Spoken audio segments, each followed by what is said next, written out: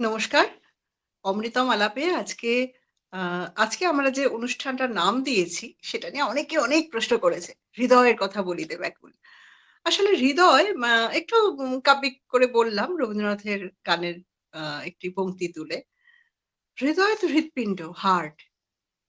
আমরা বলি মস্তিষ্কের কথা শুনবো না হৃদয়ের কথা শুনবো? এটা নিয়ে কিন্তু একটা ডিবেট আছে। সেই ডিবেটে না হয় অন্য একদিন যাবো। আজকে হয়তো কথা বলতেও আ সে প্রসঙ্গ আসতেও পারে। আসলে আ হৃদয় সবসময় কিছু বলে আমাদের। আমরা বলি মনের কথা শুনে চলার কথা বলি। কিন্তু হৃদয় নিজস্ব একটা বায়োলজিক্যাল কথা এটা। নিজের কথা কিছু বলে। সেই কথা হয়তো আমরা সবসময় শুনি না। সবসময় এড়িয়ে যাই। যখন খুব বিপদে পড়ি তখন হয়তো আমরা আমাদের ওই কথায় বলে টনক নড়ে, তখন সেই টনকটা নড়ে। আ তো এইরকম হৃদয় কি কথা বলে, আমরা কি শুনি না, সময় থাকতে কি শোনা উচিত কোন সময় আমাদের টনকটা নড়ে, আ সব কোন সময় তখনো পর্যন্ত সচেতন না হলেও সমস্যা। এগুলো নিয়ে আজকে আমরা আ আলোচনা করব, আজকে কথাবার্তা শুনবো এবং আমাদের সঙ্গে আছেন ডক্টর বিনায়ক দেব। তিনি আজ ২য় বার আমাদের সঙ্গে এসছেন অনুষ্ঠানে। আমরা মানে কি বলে কৃতজ্ঞতা জানাবো যে এত ব্যস্ততার মধ্যে উনি এসেছেন। আর এই অনুষ্ঠানের একদম ২ টো ভাগে ভাগ করেছি আগেই বললাম। শেষ ভাগে আমরা এই মুহূর্তে একদম হট যে বিষয় সেটা হলো এই ভ্যাকসিন, কোভিড এর ভ্যাকসিন। সেই ভ্যাকসিন নিয়েও আমরা একটু আলোচনা করব। ভ্যাকসিন নেব কি নেব না? সেই ব্যাপারে হৃদয় কি বলে সেটাও শুনে নেব। আ ডেকে নিচ্ছি। ডক্টর দেব নমস্কার। শুভ সন্ধ্যা। নমস্কার। আপনি আজকে আ আমাদের সঙ্গে ২য় দিন আজকে আপনার অনুষ্ঠান আজকে আমাদের সঙ্গে। আজকে এই যে অনুষ্ঠান আমরা ২ টো ভাগে ভাগ করলাম। আপনার সাথে আলোচনা করেই ভাগ করলাম যে একদম হৃদয়ের কথা। কিন্তু আবার ২য় ভাগে যে ভ্যাকসিন নেব কি নেব না, নিলে কি হবে, না নিলে কি হবে? এবং অনেকের ভেতরে প্রচন্ড মানে চিন্তা হচ্ছে। অনেকে অনেক রিউমারও ছড়াচ্ছে। সেখানেও হৃদয় কি বলছে? হৃদয়ের কোন কথাটা শোনা উচিত? সেই সব নিয়ে আলোচনা হবে আজকে। একদম শুরুতে এই হৃদয়ের কথা বলিতে ব্যাকুল। হৃদয় কি কথা বলিতে ব্যাকুল? মানে কোন সময় থেকে হৃদয় কথা বলতে শুরু করে? হ্যাঁ, আপনি যেটা ১ম এই শুরু করলেন যে হৃদয়ের অবস্থানটা নিয়ে যে এটা কি হৃৎপিণ্ডে নাকি এটা মস্তিষ্কে? তো হৃদয় যেটা আমরা বলি এটা মন আরকি। মনটা আমরা সবসময় জানি যে ওটা হৃৎপিণ্ডর কাছাকাছি কোথাও ওটা ঘোরাঘুরি করে। কারণ মনের যে প্রতিফলনগুলো সেগুলো অ্যাকচুয়ালি মানে হৃৎপিণ্ডর আমাদের গতি বাড়িয়ে দেয় কিংবা হোয়াটএভার মানে গতিকে ইরেগুলার করে দেয়। অতএব তার প্রতিফলনটা আমরা জানি ডেফিনেটলি হৃৎপিণ্ডের উপর পড়ে। তো আমরা জানি এটাও সায়েন্টিফিক্যালি বিজ্ঞান বলে যে অ্যাকচুয়ালি মস্তিষ্কই অ্যাকচুয়ালি মনটা থাকে। সেখানে কিছু সেন্টারস আছে। তো ছাড়ুন সে কথা। আমার মনে হয় যে গান, কবিতা এসব হৃদয়ের অবস্থান নিশ্চয়ই এই ধুপ ধুপ যেটা হতে থাকে সেটাই হলো হৃদয়। তো এটা ডেফিনেটলি আমাদের ঠিক রাখার একটা ব্যাপার যেটা বলছিলেন, এটাকে ঠিক রাখার ব্যাপারটাকে নিয়ে আজকে আমাদের অনুষ্ঠান।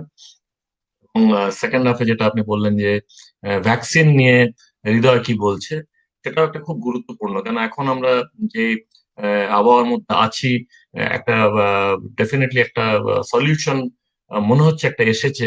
তো সেটা নিয়ে করব কি করব না, যাব কি যাব না, এসব নিয়ে একটা বিরাট কোয়েশ্চেন চলছে, অনেক প্রশ্ন হচ্ছে, অনেক উত্তর আমরা পাচ্ছি না। সেগুলো নিয়ে আমার মনে হয় কিছু গুরুত্বপূর্ণ কথাবার্তা আমরা বলবো। তো প্রথমে যেটা বলি যে আহ, হৃদয় ভালো রাখতে গেলে ডেফিনেটলি আমি মনে করি যে মনটা খুব ভালো থাকতে হবে। মনটা ভালো না থাকলে হৃদয় ভালো থাকে না। এটা খালি আমার আবেগ বলছে না, আমার মনে হয় এটা তথ্য পরিসংখ্যান এগুলো সেটাও বলে যে হৃদয়ের যে আহ, ব্যাপারটা, যে সুস্থ রাখার যে ব্যাপারটা, সেটা ডেফিনেটলি মনের সঙ্গে একটা বিরাট সংযোগ আছে। সেটা আপনার পেশাতেও যেটা আপনি জানেন যে কাউন্সিলিং করেন যারা, যাদের ডিপ্রেশন আছে, অ্যাংজাইটি আছে, সেখানে ডেফিনেটলি ওখান থেকেও আবার হার্ট ডিজিজের একটা সমস্যা থাকতে পারে আর কি। আচ্ছা, এই যে আমরা ১ম এই যে শুরু করলাম হৃদয়ের কথা দিয়ে, আ যেটা হয় যে আমরা তার আগে যেটা বললাম যে আমাদের একটু জ্ঞানপাপী ভাব আছে তো আমরা তো সবসময় কথা শুনি না। যখন বয়স কম থাকে, যখন অনেক কর্মক্ষমতা থাকে, হাতে পায়ে যৌবন থাকে তখন তো মানুষ একেবারেই শুনতে চায় না। তো কিন্তু হৃদয়ের কথা একটা কবে থেকে শোনা উচিত? মানে মানে কোন বয়স থেকে? মানে এরপরে আমি জেনেটিক বা ফ্যামিলিগত প্রশ্নে অবশ্যই যাবো। কিন্তু এমনি যাদের সেরকম কোনো মানে ইতিহাস নেই, তারা কি করবে? কোন বয়স থেকে একটু সচেতন হতে হয়? দেখুন, সচেতনতা এমনই একটা জিনিস, এটা অ্যাকচুয়ালি হঠাৎ করে সুইচ অন সুইচ অফ এর মতন হয় না। আমাদের এটার জন্য মানসিক ভাবে একটা প্রশিক্ষণ নিতে হবে। এবং সেটার জন্য যেহেতু আমরা সবাই স্কুলে যাই, কলেজে যাই, একটা শিক্ষার মধ্যে দিয়ে আছি, আমি খুব মনে করি যে এটা একটা সিলেবাসের মধ্যে এটা থাকবে। আমরা যখন ছোট ছিলাম তখন মোরাল সায়েন্স বলে একটা আমাদের সাবজেক্ট ছিল, যেখানে আমাদের অনেক সুন্দর সুন্দর গল্প পড়ানো হতো, বলা হতো, যেখান থেকে আমরা বুঝতে পারতাম যে এটা ঠিক, এটা ভুল। সেরকম আমার মনে হয় যে হার্ট এবং আমাদের যে শরীরে যে ডিফারেন্ট অর্গানস আছে সেগুলোকে ঠিক রাখার জন্য কি কি করা উচিত, কি কি করা উচিত না, সেটা খুব ছোটবেলা থেকে যদি আমরা একটা সিলেবাসের মধ্যে রাখি, একটা প্রশিক্ষণের মধ্যে রাখি। এবং সেটা আমার মনে হয় যে এখন যে তথ্য প্রযুক্তির যুগ, সেটাকে খুব বোরিং করে একটা ব্ল্যাকবোর্ডে চক দিয়ে লেখার প্রয়োজন নেই। আমার মনে হয় বিভিন্ন ভিডিওস আছে, বিভিন্ন মাধ্যম আছে যেটা দিয়ে আমরা খুব ইন্টারেস্টিং ভাবে জিনিসগুলোকে আমরা সামনে রাখতে পারি বাচ্চাদের। এবং বাচ্চাদের মনটা না খুব ইমপ্রেশনেবল মন আর কি। এখানে ওদের মনের উপরে যদি খুব ছোট বয়স থেকে আমরা জিনিসটাকে বোঝাতে পারি যে একটা ভালো health is actually the wealth of year life, সেটা যদি আমরা ছোটবেলা থেকে প্রশিক্ষণটা দিতে পারি, তখন যখন ওরা বড় হবে এগুলো হবে চয়েস, যে আমি এটা করব না ওটা করব, এবং এটা করলে এটা হতে পারে, সেই জিনিসটা ওরা জানবে। এখন যেটা হয় মানে লিস্ট এখন অনেকেই কনসিয়াস হয়েছে, কিন্তু আমরা যখন বড় হচ্ছিলাম তখন এই ব্যাপারে কিন্তু আমাদের খুব একটা আইডিয়া ছিল না। বেসিক্যালি আমরা জানতাম যে এটা আমাদের বলা হতো যে দাদু ওরা একটা গোটা কাঁঠাল খেতে পারতেন, একটা পাঁঠার মাংস হলে 2-3 কিলো পাঁঠার মাংস খেতে পারতো। তারপর আমরা দেখতাম যে বিয়ে বাড়িতে যখন পাতে বসে কেউ খাচ্ছে, সে যদি 30টা রসগোল্লা, 40টা পান্তুয়া, 1 কিলো দই খায়, তাকে আমরা খুব হিরো বলে মানতাম। তো খাওয়ার ব্যাপারটা একটা সবসময় একটা জানা ছিল যে যে বেশি খেতে পারে সে হচ্ছে অতি মানবের। কিন্তু ব্যাপারটা হচ্ছে যে যেটা আপনি বললেন যে অল্প বয়সী জিনিসটা আমরা টলারেট করতে পারি, কিন্তু তার যে ফলটা সেটা কিন্তু আরেকটু পরে গিয়ে এটা হবে। কারণ আপনি যে জিনিসটা এখন লোড করছেন, এটার যে আলটিমেট যে ক্ষতিটা, সেটা হয়তো এখনই হলো না, কিন্তু হয়তো 5 বছর 10 বছর পরে গিয়ে সেটা তার প্রতিফলন পাবে।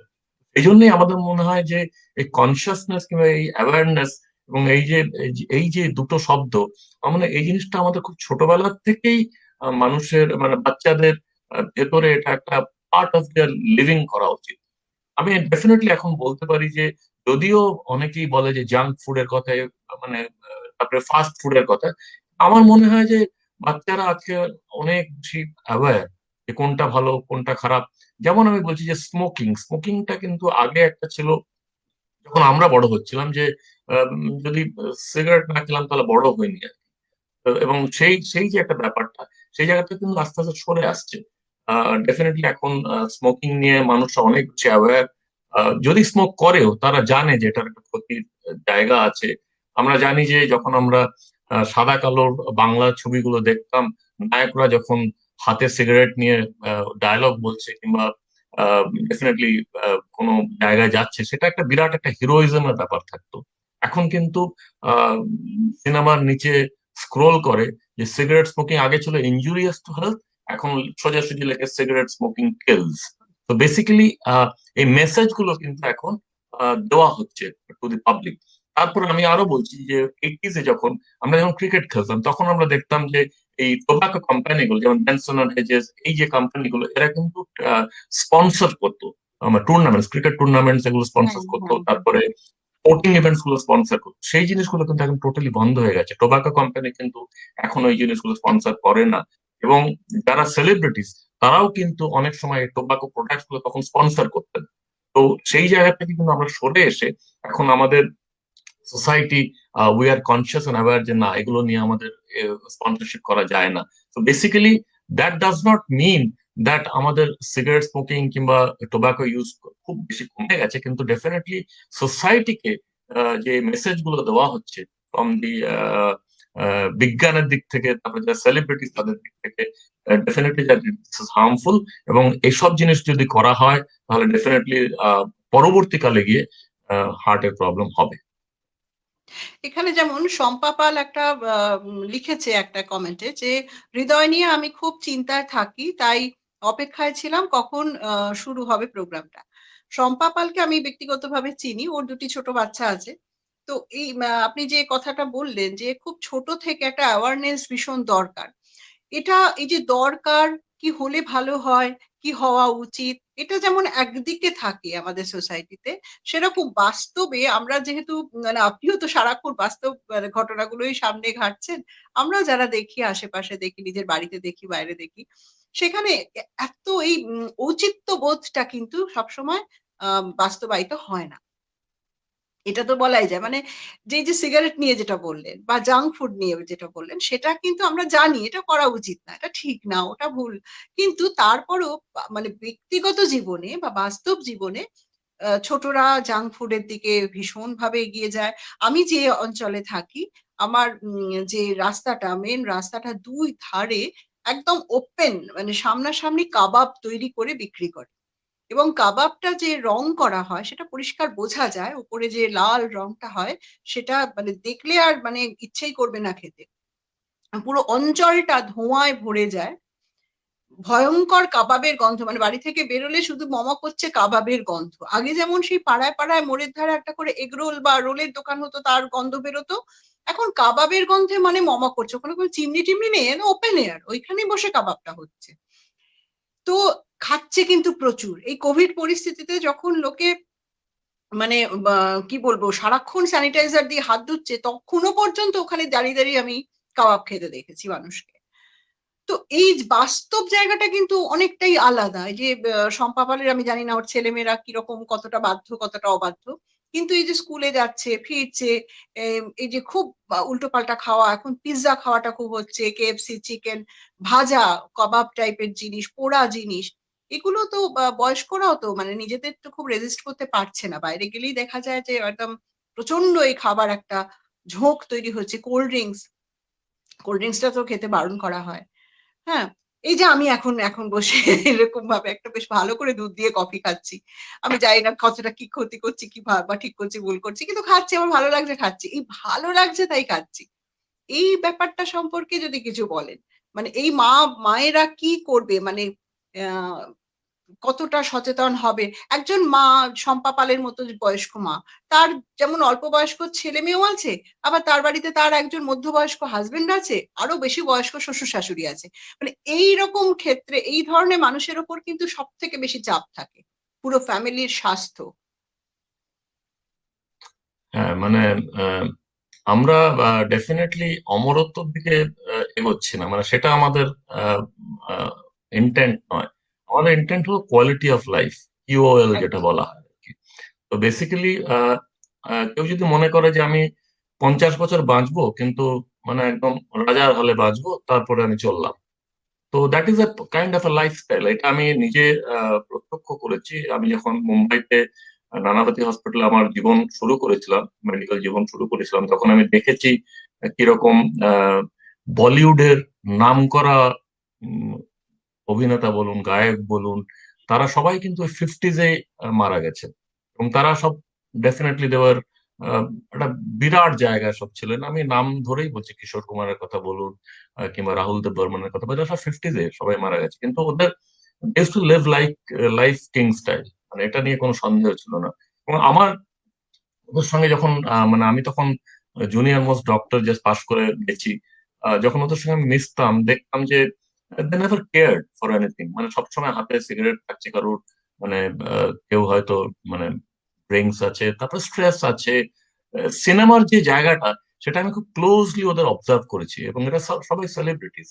কিন্তু ওদের কেউ যদি বলা হতো যে এটা খারাপ, ওটা করবেন না, ওরা বলতো আপনি আমার চিকিৎসাটা করুন। হ্যাঁ, আর মানে বাকিটা যা যা হবে ভগবানের হাতে, ডোন্ট ওয়ারি অ্যাবাউট। তো বেসিক্যালি আমি সঞ্জীব কুমারের কথা বলছি। মানে এইরকম ধরনের যারা অভিনেতা, মানে এত উঁচু মাপের অভিনেতা, এরা সবাই ছিল, they never care for the life. ওদের লাইফস্টাইল একটা অন্যরকম ছিল। Their objective was actually living a good quality life যতদিন থাকে। তো এই ধরনের একটা মানসিকতা ছিল। কিন্তু ইফ ইউ সি আজকের যুগের আহ, যারা টলিউডেই বলছে আমি, যারা অভিনয় করছেন এবং যারা আজকে টপে আছেন, তারা এত কনসিয়াস আজকে today about what they eat, party গেলেও কতক্ষণ থাকবেন, কি কি খাচ্ছেন। জিমটা অ্যাবসলিউটলি, এখন তো আমরা জানি যে সেলিব্রিটি ট্রেনার্সরা আছে, সেলিব্রিটি জিমস আছে, everybody goes to the gym. তো বেসিক্যালি ওদের অ্যাওয়ারনেসটার একটা তফাৎ হয়ে গেছে। তখনকার দিনের একটা অ্যাওয়ারনেসের একটা তফাৎ ছিল, এখনকার দিনে অ্যাওয়ারনেসের তফাৎ হচ্ছে। এবং তখন যেটা হতো, যে তখনকার দিনের যারা আহ, অভিনয় করতেন, তাদের বডি ওয়েট যদি দেখেন, বিএমআই যদি দেখেন, ডেফিনেটলি দেওয়ার অন দি হায়ার সাইড। এখনকার যদি আপনি যাদের দেখবেন, যারা নাম করা অভিনয় অভিনয় অভিনয় করছেন, অভিনেতারা যারা, তাদের বিএমআই কিন্তু ওয়েট যদি দেখেন, তারা কিন্তু কন্ট্রোল ওয়েট আছে। তো এটা আমি বলছি না যে এরা বেশি দিন বাঁচবে, কিন্তু ডেফিনেটলি এদের অ্যাওয়ারনেসটা better, look better on the screen. অতএব মানে এই যে জিনিসটা, আমি এই দুটো তুলনা কেন দিলাম, যে কারণ আমি দুটোকেই নিজে প্রত্যক্ষ করেছি এবং দুটো এরার আমি কথা বলছি। তো বেসিক্যালি সে সময়ের যে ব্যাপারটা ছিল, অ্যাওয়ারনেসটা থাকলেও আমরা যতটুকু জানতাম, সেটা কিন্তু আমরা মানুষদের মধ্যে পৌঁছতে পারিনি সে সময়টা। এখন জিনিসটার অ্যাকসেপ্টেন্সটা ডেফিনেটলি বেশি হয়েছে। আপনি যে কথাগুলো বলছিলেন যে এই কাবাবের সেন্টার, তারপরে বাচ্চারা আহ মানে এইসব খাওয়ার দিকে প্রবণতা, that is a natural thing in life, এটাকে আপনি কিছুতেই আটকাতে পারবেন না। কিন্তু ব্যাপারটা হচ্ছে, তার সঙ্গে সঙ্গে আমাদের অ্যাকচুয়ালি এটাও দেখা গেছে যে definitely amount of heart disease অনেক বেড়ে গেছে, কমপ্লেক্সিটি অফ হার্ট ডিজিজ অনেক বেড়েছে, এবং তার সাথে সাথে বয়সটা অনেক কমে গেছে। যখন আমি যখন প্রথম প্র্যাকটিসে ঢুকেছিলাম, তখন আহ, মানে নাতিরা কিংবা ছেলেরা বাবাদের এবং দাদুদের নিয়ে আসতেন।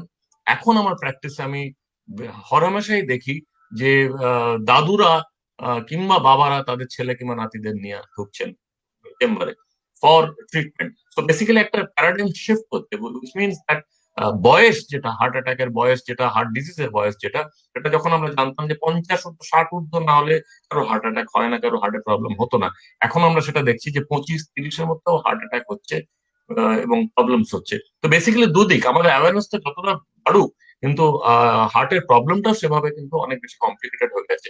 তো বেসিক্যালি সেই জন্য আমার মনে হয় যে অ্যাওয়ারনেস যে ক্যাম্পেইনটা, সুস্থ থাকা, ফিট থাকার যে ক্যাম্পেইনটা, সেটা আরো বেশি করতে হবে। কারণ না হলে যেটা হবে যে খুব ইয়াং বয়সে অনেক ভালো ভালো মানুষদের আমরা কিন্তু হারাবো। আপনি যে এই এখন যে কথাগুলো বললেন তার ভিতরে অনেকগুলো কিন্তু দিক বেরিয়ে এলো, অনেকগুলো প্রশ্ন উঠে এলো। একটা হচ্ছে অল্প বয়সে এই হার্টের অসুখের একটা প্রবণতা, এটা একটা ভীষণ চিন্তার জায়গা। আর ২ নম্বর, এই যে খাওয়া-দাওয়ার যে কথাটা বললাম, যে স্বাস্থ্য সচেতনতার মধ্যে তো একটা হলো খেলাধুলো এবং ফিটনেস এর ব্যাপারটা। যে বাচ্চারা শুধুমাত্র খেয়ে যদি বাড়িতে বসে ভিডিও গেম খেলে বা টিভি দেখে বা কম্পিউটারে বসে কাজ করে, তাহলে তো তাদের নানান রকম সমস্যা হতেই পারে। মানে উল্টোপাল্টা খাবার পরেও যদি তারা মাঠে একটু ছুটে খেলতো বা শরীরটা ফিটনেস মানে শারীরিক কসরত করতো, তাহলে বোধহয় অতটা সমস্যার দিকে যেত না। ঠিক বলেছি? অন্তত খাবারটা অ্যাবসলিউটলি, হজম হ্যাঁ মানে করার একটা জায়গা হতো। আগেও তো অনেক উল্টোপাল্টা খাওয়া দাওয়া করতো। আর একটা জিনিস হচ্ছে খাবার দাবার যেটা যদি বাড়ির রান্নাও কেউ খায়, কিন্তু সেই যে শাকসবজি আমরা এই মুহূর্তে খাচ্ছি, তাতেও আমরা শুনছি অনেক রকম সার দেওয়া হচ্ছে, অনেক রকম ভাবে যে কীটনাশক যেগুলো দেওয়া হয়, সেগুলো নিয়েও তো একটা সমস্যা তৈরি হতে পারে। সেটা কি হার্টের কোনো ক্ষতি করতে পারে এই ধরনের শাকসবজি? তাহলে বাড়িতে এসে সেটা কিভাবে ব্যবহার করবেন মায়েরা? বাড়ির যারা হেড অফ দ্য ফ্যামিলি, তিনি কি করে এই ব্যাপারটা একটু দেখবেন। তারা হয়তো বাইরে খানই না, বাড়ির খাবার খাচ্ছেন। এমন লোকেরও কিন্তু শরীর খারাপ হচ্ছে। দেখুন, এখন তো ট্রেন্ড হলো যে আপনি একটা কন্ডোমিনিয়াম থেকে বেরিয়ে আপনার গাড়ি নিয়ে আপনি ডেফিনেটলি লর্ডস বেকারির বাজারে গিয়ে ডেফিনেটলি বাজার করবেন না। That is not acceptable. মানে আপনি ডেফিনেটলি স্পেন্সারে ঢুকবেন, কিংবা কোনো একটা বড় শপিং মলের ঠান্ডা এয়ার কন্ডিশন মলে ঢুকে আপনি বাজার করবেন। সেখানে তো আপনার ডেফিনেটলি সবজিওয়ালা বসে কিংবা মাছওয়ালা বসে মাছ বিক্রি করছে না। এখানে যে জিনিসগুলো রাখা হচ্ছে, আইদার টেন্ড অ্যান্ড অর প্লাস্টিকে মোড়ে একটা ঠান্ডা জায়গায় রাখা হচ্ছে, সেগুলো তো ডেফিনেটলি প্রিজারভেটিভ থাকবেই। তো দি চয়েস ইজ ইয়ার্স। মানে আপনি যদি মনে করেন যে আপনি ফ্রেশ খাবার খাবেন, ফর্চুনেটলি ভারতবর্ষে এবং আমাদের উপমহাদেশে উই হ্যাভ দ্যাট লাক্সারি। আপনি ইংল্যান্ডে গেলে কিংবা আমেরিকাতে গেলে ফুটপাতে বসে কেউ আপনাকে মাছ বিক্রি করবে না, কিংবা আপনার ফ্রেশ ভেজিটেবলস ওখানে পাবেন না, কিন্তু এখানে দ্যাট অপশন ইজ দেয়ার। তো চয়েসটা কিন্তু আমাদের বেশি compare to somebody who is living in the West. সেখানে আপনাকে যেতেই হবে মলে, সেখান থেকে আপনাকে ওই প্রিজার্ভেটিভ দেওয়া, আপনি বলবেন যে এখন কই মাছ খেলাম কিংবা রুই মাছ খেলাম, পার্শে মাছ খেলাম, সেটা আপনি যখন কলকাতায় বসে খাচ্ছেন ইউ আর গ্যারান্টিড দ্যাট আপনি যদি বাজার থেকে কেনেন ফ্রেশ খাচ্ছেন। কিন্তু আপনি যদি কেউ আপনার বন্ধু কিংবা কেউ যদি বলে ইউএসএ থেকে কিংবা ইউকে থেকে যে বাংলাদেশের ইলিশ খেলাম, আপনি জানবেন যে সেটা ডেফিনেটলি 15 দিন 20 দিনের পুরোনো একটা ইলিশ, এটাকে ফ্রিজ করে ওখানে আপনাকে দিচ্ছে। বেসিক্যালি প্রিজারভেটিভ যদি খাওয়াতে থাকে, সেটার খাদ্যের যে গুণটা সেটা কমিয়ে দেয়, সেটা আমরা জানি। কিন্তু sometimes you don't have option. কিন্তু যেহেতু আমাদের এই উপমহাদেশে আমাদের অপশন আছে, আমি তো মনে করি যে কিছু কিছু খাবার যেগুলো আমাদের স্টেপল ডায়েট, সেগুলো ডেফিনেটলি মানে আমাদের যে রোজ বাজার আছে সেগুলো থেকে কিনে নিলে তো ডেফিনেটলি ফ্রেশ ফুড। যারা গ্রামে থাকছে তাদের তো definitely they have better option, ওরা তো গ্রামের মানে ফিল্ডের থেকে এগুলো পাচ্ছে। তো আমার মনে হয় যে এই অপশনস গুলোকে আমাদের নিজেদের এক্সারসাইজ করতে হবে। তো যেটা আমি বললাম যে আম, অত বড় একটা গাড়ি বের করে আপনি নিশ্চয়ই মানে ওই বাজার থেকে কেনাটা একটু প্রবলেম হয়ে যায়, একটু চাপ হয়ে যায় আর কি। তো স্টিল আমার মনে হয় যে অপশনস গুলো ঠিক মতন এক্সারসাইজ করলে খাবার টেবিলে খাবারটা ফ্রেশ দেওয়া যায়, অ্যাটলিস্ট ভারতবর্ষে তো দেওয়াই যায়। আপনি আ একটু আগে আলোচনায় একটা কথা বললেন যে আমাদের দেশে মানে জেনেটিক্যালি একটা মানে হার্ট ডিজিজ এর সম্ভাবনা আগে থেকেই আছে। এটা যদি একটু বিশদে বলেন। মানে এটা শুনে আমি একটু চমকেই গেলাম। তাহলে কি আমাদের এই ক্লাইমেট, আমাদের এই যে গোলার্ধে আমরা আছি, এখানে এমন কি আছে যার জন্য একটা তো আমরা চিরকাল জানি যে পেটের অসুখ যেটা আমাশা বা এই ধরনের আর সর্দি-কাশির ধাত এটা আমাদের এখানে ক্লাইমেটে সবসময় হয়। তার সাথে হার্টটাও যোগ হয়েছে?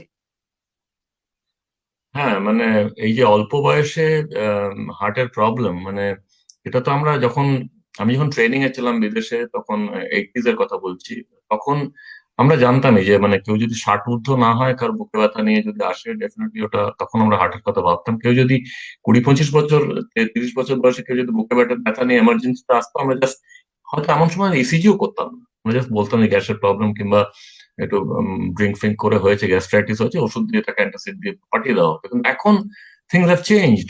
এখন 20-25 বছরের কেউ যদি বুকে ব্যথা নিয়ে আসে, you have to take it seriously. আমি একটা ঘটনা বলছি, মানে 12 বছরের একটি মেয়ে হঠাৎ অজ্ঞান হয়ে আমাদের হসপিটালে তাকে নিয়ে আসা হয় বেশ অনেক বছর আগে। তখন উম, অজ্ঞান হলে আমরা যে যে ইনভেস্টিগেশন গুলো ইউজুয়ালি করা হয় তার মধ্যে ইসিজিও একটা ইনভেস্টিগেশন হয়, এবং দেখা যায় তার হার্ট অ্যাটাক হয়েছে। 12 বছর, 12 year old স্কুল গার্ল, এবং সে রিকোয়ার্ড বাইপাস সার্জারি। সো ওই দিন আমার কিন্তু চোখ খুলে গেল যে anything is possible.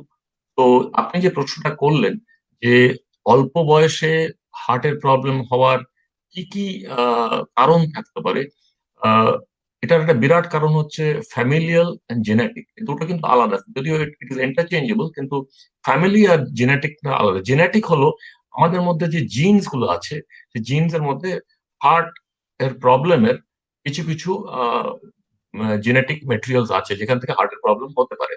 R familial যেটা হচ্ছে, সেটা হচ্ছে যদি আপনার নিয়ার রিলেটিভ হচ্ছে বাবা মা ভাই বোন নেক্সট অফ কিন যারা আছে, তারা যদি উইদিন 40 ইয়ার্স তাদের হিস্ট্রি থাকে of heart problems, heart attacks, সেটাকে আমরা বলি ফ্যামিলি হিস্ট্রি। তো জিন যেটা, সেটা আমরা যদি আপনি অ্যানালজি করেন, একটা এক্সাম্পল দেন, জিনটা ব্যাড জিনস কিংবা যে হার্ট অ্যাটাকের জিন কিংবা ক্যান্সারের জিন, এগুলো হলো লাইক এ লোডেড গান। আপনার বন্দুক লোড করা আছে, কিন্তু সে কিছু ফায়ারিং মানে কিছু অসুবিধা হচ্ছে না, লোড করা আছে, লোডেড গান, আপনার বাড়িতে লোডেড রাইফেল আছে। তা সেই গুলিটা তখনই বেরোবে যখন আপনার ট্রিগারটা চিনবেন। তো ট্রিগার ফ্যাক্টর, ট্রিগারটা হচ্ছে অ্যাকচুয়ালি লাইফস্টাইল। তো লাইফস্টাইল। আপনার জিন যদি প্রবলেম্যাটিক থাকে, আপনার ফ্যামিলি হিস্ট্রি যদি পজিটিভ থাকে, সেখানে আপনার ট্রিগারটা হবে কিন্তু ধূমপান, ট্রিগারটা হবে আপনার ব্লাড প্রেশার কন্ট্রোল, ট্রিগারটা হবে আপনার আনকন্ট্রোল ডায়াবেটিস, ট্রিগার হবে আপনার কোলেস্ট্রল অ্যান্ড ইয়োর লাইফস্টাইল, মানে স্ট্রেস স্ট্রেন এগুলো। That is the analogy. যে ওটা কিন্তু চুপ করে শুয়ে আছে, বাঘটা চুপ করে শুয়ে আছে, আপনি কি যে খোঁচা মারছেন উইথ লাইফস্টাইল, তখন কিন্তু সে সাংঘাতিক রূপ নিয়ে আপনাকে তাড়া করে আসবে। তো that is the analogy. Basically আমরা ভারতীয় উপমহাদেশে we are born with that kind of genes. আমরা এটাও দেখেছি যখন এখানকার মানুষরা যখন বিদেশে যাচ্ছে, ধরুন আমি গেলাম এবং আমার পরের প্রজন্ম ওখানে সে যে জন্মেছে, তার কিন্তু হার্ট অ্যাটাক হওয়ার সম্ভাবনা compare to a white population কিন্তু অনেক বেশি। যদিও সে ওখানে জন্মেছে, ওখানে বড় হয়েছে, ওখানকার এনভায়রনমেন্টে সে আছে, কিন্তু তার propensity or chances of getting a heart attack is higher compared to a white person যে যে ওখানে ওর ক্লাসমেট। তো এটার অর্থ হচ্ছে যে আমাদের জিনটা কিন্তু আমাদের অলরেডি আমরা একটা পিছিয়ে থাকছি বিকজ অফ দ্য জিন। সেটাকে যদি আমাদের কাউন্টার করতে হয়, আমাদের কিন্তু আরো এক্সট্রা অনেক প্রিকশনস নিতে হবে টু টু কাউন্টার দ্যাট জিন, আমি এটা বলি। তো সেই জায়গায় আমার মনে হয় যে প্রত্যেকটা এশিয়ান এশিয়ান পপুলেশন প্রত্যেকজনই we are vulnerable to heart problem, we are vulnerable to some diseases like diabetes, আমাদের হাইপার টেনশন, এগুলোতে আমরা ভানারেবল, হাই কোলেস্ট্রল সামটাইমস। সেখানে আমরা যদি খাওয়াটার ব্যাপারে আমরা সতর্ক না হই, সেখানে আমরা যদি আমাদের অভ্যেসগুলো, যেমন আমাদের সিগারেট স্মোকিংটার উপর আমরা নজর না দিই, ফিজিক্যাল অ্যাক্টিভিটির উপরে নজর না দিই, আমাদের ওজন যদি বেশি হয়, তাহলে কিন্তু ডেফিনেটলি ওই ট্রিগারটা কিন্তু হবে। এবং তাতে যেটা দেখা যাচ্ছে, খুব অল্প বয়সে মানে পার্টিকুলারলি এই যে 50 নিচে, আমরা রিসেন্টলি কিছু ঘটনা দেখলাম যে 50-এর নিচে উম, এত বড় অ্যাথলিট, এত বড় প্লেয়ার, সে হঠাৎ করে তার একটা হার্টের প্রবলেম হলো। এখানে ডেফিনেটলি এই এই ফ্যাক্টরস গুলো কিন্তু প্লে করছে। এখানে আমাদের definitely lot of precautions and awareness and মানে সলিউশনস গুলোকে বের করতে হবে। মানে এখন প্রশ্নটা হচ্ছে, এটা কি তাহলে অবশ্যম্ভাবী যে যদি আমরা ভারতীয়, যদি আমরা উপমহাদেশে জন্ম নিয়েছি, তাহলে কি আমাদের হার্ট অ্যাটাক হবেই ছোটবেলায়? No, the answer is not that. Answer হলো আমরা উই উইল নট মানে hide behind the umbrella of being having that kind of gene. আমাদের কিন্তু ওটার থেকে বাইরে বেরিয়ে আসতে হবে। We must not tell that just আমাদের তো এই জিন আছে, কি আর করা যাবে, অল্প বয়সে হার্ট অ্যাটাক যার কপালে থাকলে হবে। এটা কপাল না, বিজ্ঞান বলছে এটা কপাল না। বিজ্ঞান বলছে যে আমরা যেহেতু ডিসঅ্যাডভান্টেজ, আমাদের কিন্তু প্রিকশনস আরো বেশি নিতে হবে। বিদেশের থেকেও আমাদের প্রিকশনস আরো অনেক বেশি নিতে হবে। প্রিকশনস নেওয়ার ব্যাপারটাই কিন্তু আমি আবারও বলছি, it has to start while you are young. এখন আপনি যদি সত্যি সত্যি দেখেন তাদের ইয়াং হার্ট অ্যাটাক হয়েছে, এবং তাদের আপনি যদি ধরুন আমাদের পাশের দেশ থেকে আমরা দেখি যে অনেক পেশেন্টসরা খুব অল্প বয়সে হার্ট অ্যাটাক নিয়ে আসছে। তো তাদের আমরা যখন হিস্ট্রি নিই, দেখা যায় যে তাদের বাবারাও কিন্তু ওই 50-এর নিচে হয়তো তাদের মৃত্যু হয়েছে হার্ট অ্যাটাকে। তো এই যে হিস্ট্রিটা, that history itself will tell you যে এই যে ছেলেটি কিংবা মেয়েটি, তাকে কিন্তু 25-30-র মধ্যে তাকে কিন্তু হার্টের যত্ন নেওয়া শুরু করতে হবে, টেস্টিং গুলো করতে হবে, ডাক্তারের কাছে যেতে হবে, জানতে হবে কি কি হার্টের প্রবলেম হয়, ফিজিক্যাল অ্যাক্টিভিটিটা বাড়াতে হবে। So they don't have time to relax.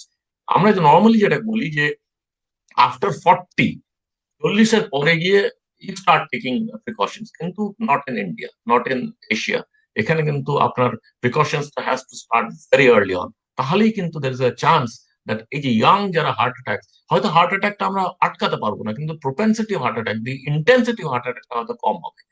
এটা হলেও অ্যাটলিস্ট পার্সোনাল সার্ভাইভ। তো সেই জায়গাটা হচ্ছে, এবং যেটা হবে যে ইফ ইউ আর অ্যাওয়্যার যে আপনার একটা হার্টের প্রবলেম হওয়ার সম্ভাবনা আছে, আপনি তাহলে ডেফিনেটলি যখন আপনার বুকে ব্যথা হবে, আপনি অ্যান্টাসিড কিংবা পুদিনহারা খেয়ে শুয়ে থাকবেন না। আপনি তখন কিন্তু হাসপাতালে যাবেন, একটা ইসিজি করাবেন। তো lot of cyclical things will happen. আপনি যদি অ্যাওয়্যার থাকেন যে হ্যাঁ, আপনি যদি বলেন যে হ্যাঁ আমার ABCDEF আমার প্রবলেম আছে, এই রিস্ক ফ্যাক্টর আমার আছে, আমার বাবার কিংবা মার অল্প বয়সে হার্টের প্রবলেম হয়েছিল, কারোর নিকট আত্মীয়র বাইপাস হয়েছিল, তাহলে আমি জানি যে আই এম অলরেডি ভালনারেবল, তাহলে আমি সিগারেটটা খাবো না। তাহলে আমি অন্য জিনিসগুলোকে আমরা কন্ট্রোলে রাখবো। অবভিয়াসলি দেখবো আমার খাওয়ার প্যাটার্ন কেমন আছে, ফিজিক্যাল অ্যাক্টিভিটিটা আমি ডেফিনেটলি ভালো রাখবো। তারপরেও যদি আমার প্রবলেম হয়, আমি খুব তাড়াতাড়ি ধরে ডাক্তারের কাছে যাবো। হোল আইডিয়া ইজ, আমি যে বললাম যে অমরত্ব আমাদের আইডিয়া না, আইডিয়াটা হলো that to make sure quality of life. That quality of life and যতটা সম্ভব prevent a catastrophe. If you can understand যে একটা বাড়িতে যদি হেড অফ দি ফ্যামিলি, সে যদি 40 বছর বয়সে সে যদি মারা যায়, ফ্যামিলি ইজ ফিনিশড। মানে ওখানে তো একটা বিরাট লস হয়ে যাচ্ছে। তো বেসিক্যালি এই যে জিনিসগুলোকে আমাদের মাথায় রাখতে হবে, এবং এই যে এবং শুধু ট্র্যাজেডি গুলো, শরীর এগুলো কিন্তু নয়, রোজ রোজ আমাদের ফ্যামিলিতে, ইন্ডিয়ান ফ্যামিলিতে এটা হচ্ছে। এবং শুধু শরীরের সমস্যা তো বটেই, যিনি চলে গেলেন একটা বিরাট ক্ষতি, সেটা তো বটেই। আর এখন এই মুহূর্তে চিকিৎসা এত ব্যয় সাপেক্ষ হয়ে গেছে যে কোনো পরিবারে একটি অসুখ ঢোকা মানে তাদের কিন্তু অনেক ভাবেই তাদের অনেক রকম ক্ষতি, মানে অর্থনৈতিক ক্ষতিটাও একটা বিরাট ক্ষতি।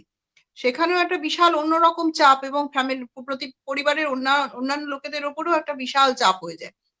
আপনি যার কথা বললেন, আমি সেই সৌরভ গাঙ্গুলি প্রসঙ্গেই আসছি। তো শুধুমাত্র খেলোয়াড় বলে নয়, কিছুদিন আগে একজন রেমো ফার্নান্ডেজ, যিনি নাচ করেন। এরা প্রত্যেকে খুব ফিট আমরা যতটা জানি। এটা সবাই শুনে একদম হতবাক হয়ে গেছিলাম আমরা।